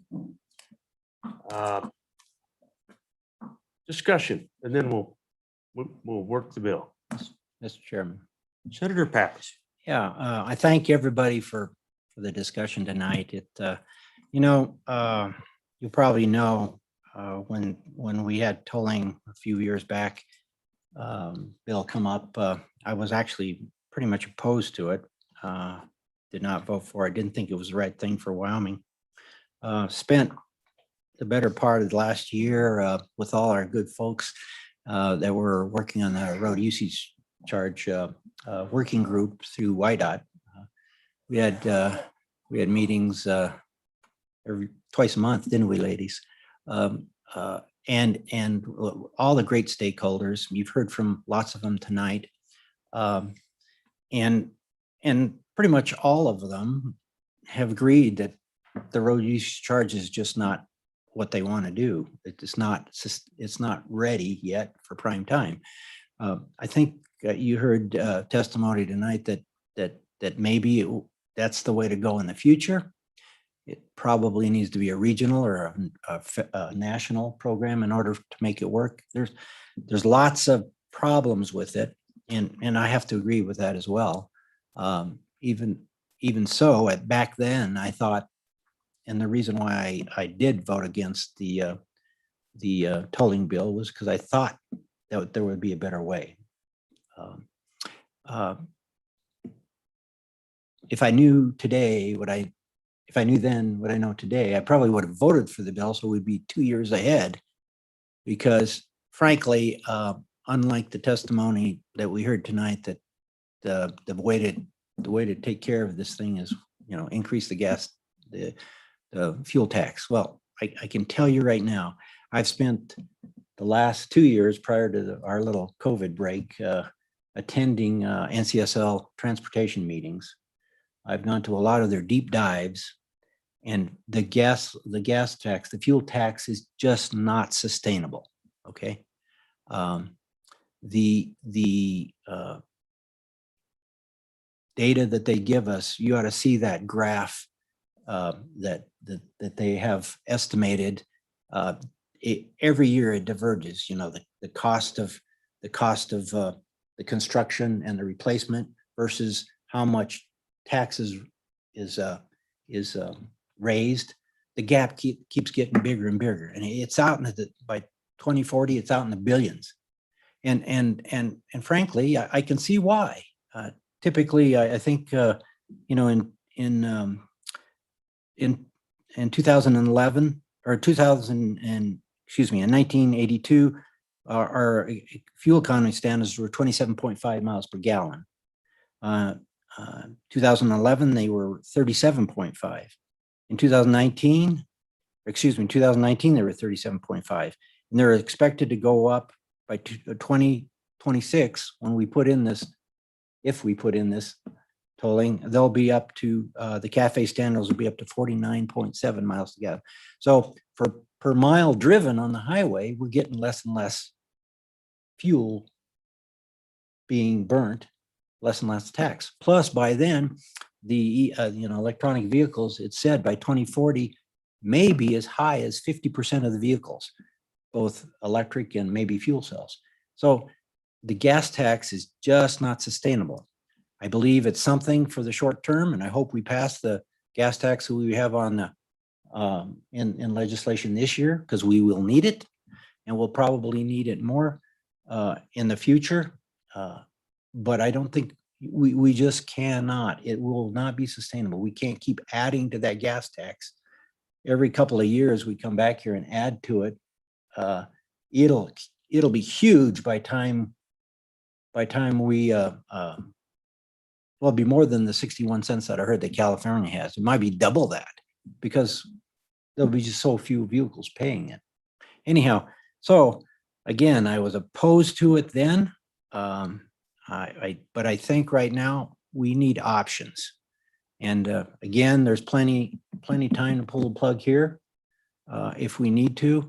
But I'm hoping that, maybe 2 years, 4 years from now, when we're looking to actually going into this thing, maybe by then there will be a regional or a national RUC, because other states will have to be looking at the same problem.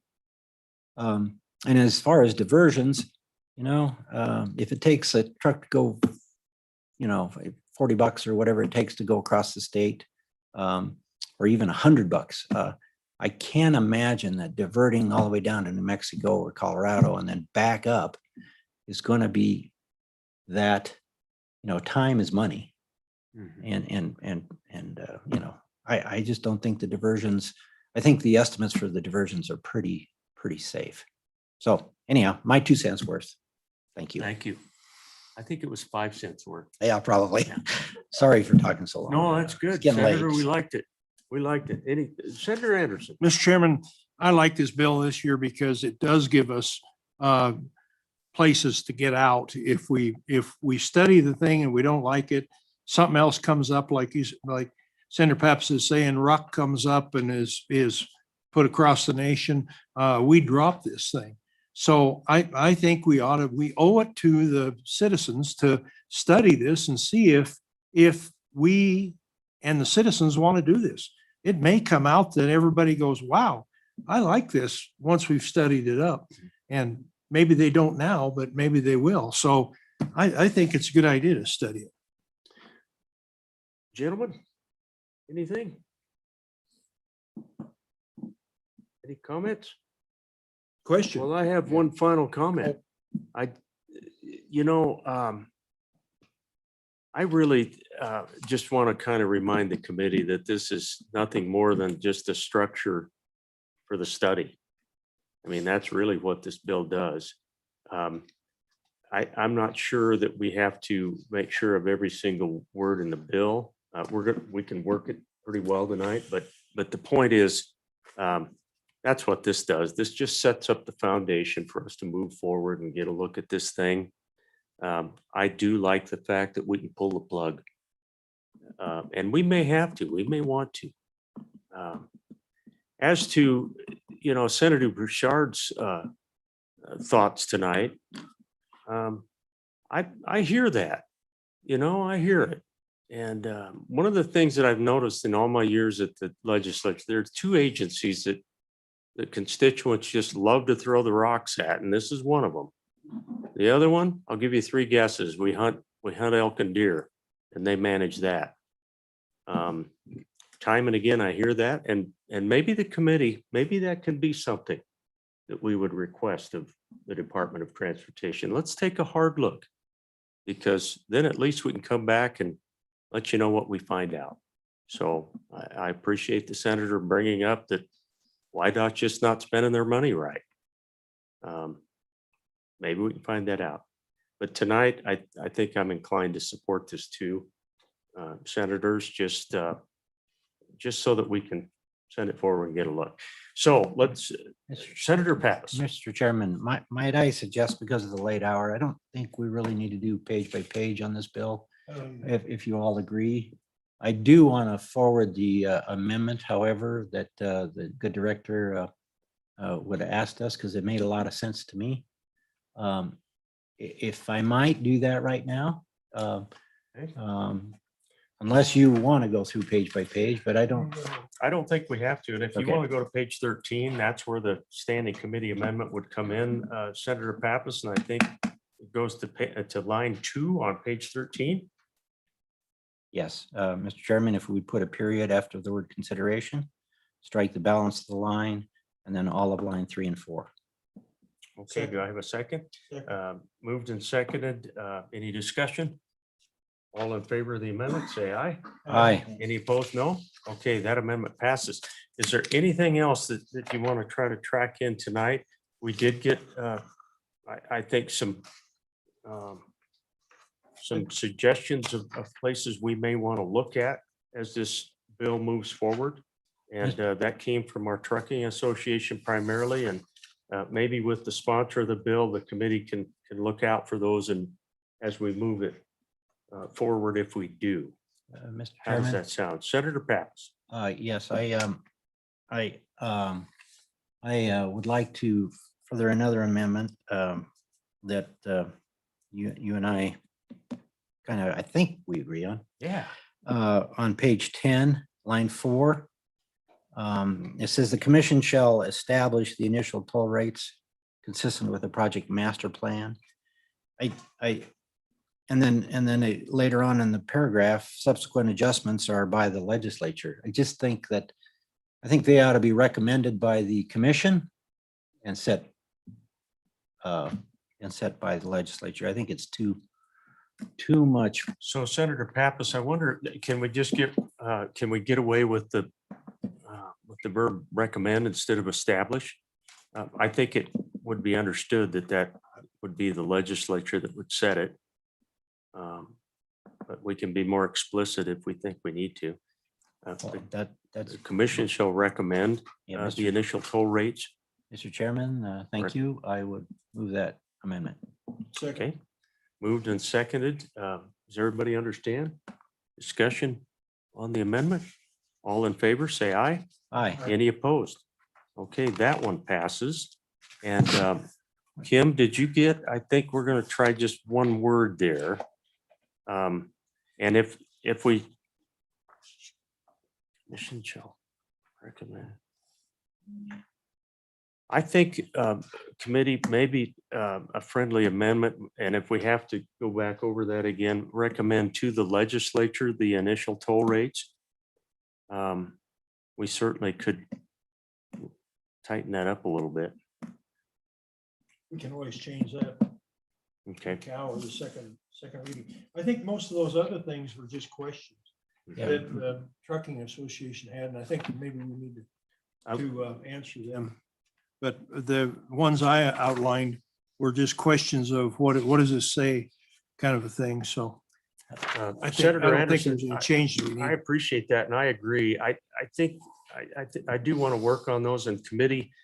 Let's all take a look at this as it moves forward and let's try to drill down into those spots that were pointed to. If it does move forward and, okay, committee, anything that we want to touch up beyond that? Mr. Chairman, on those particular items, I agree that there are, as Ms. First pointed out, there are questions on what they mean and what they should be. I would like anybody out there, all our stakeholders, that if all of those items, if you had suggested language that might make it better, I'd really be looking forward to that as well. And I'm sure our bringer of the bill would like to hear everything as well. Okay, thank you, Senator. Okay, committee, you ready for the roll call on Senate File 73? Yes. I'll call the question. Okay. Kim, would you please take roll on Senate File 73? Senator Anderson. Aye. Senator Furphy. Aye. Senator McEwen. No. Senator Pappas. Aye. Chairman Landon. Aye. 4 ayes, 1 no. Senator Case, thank you for the effort. It's a big lift and a lot of things to go forward with, but we look forward to your presentation on the floor and we'll have a good debate, hopefully in the Senate. Okay, thank you. Okay, committee, just a couple of housekeeping items. We're out of bills. So we're finished up for the week. There won't be any meetings on Wednesday night. And I always like to meet on Friday night, but we won't be able to this week. Oh, God, you're breaking my heart. So, so let's enjoy a little bit of extra time the rest of the week. And Kim, do you have anything for the committee before we disperse tonight? No, Mr. Chairman, I'm good. Thank you. Thank you to you and Judy for staying late and helping us through that bill tonight and appreciate it, everybody. Thanks for coming. Okay, we're adjourned, committee.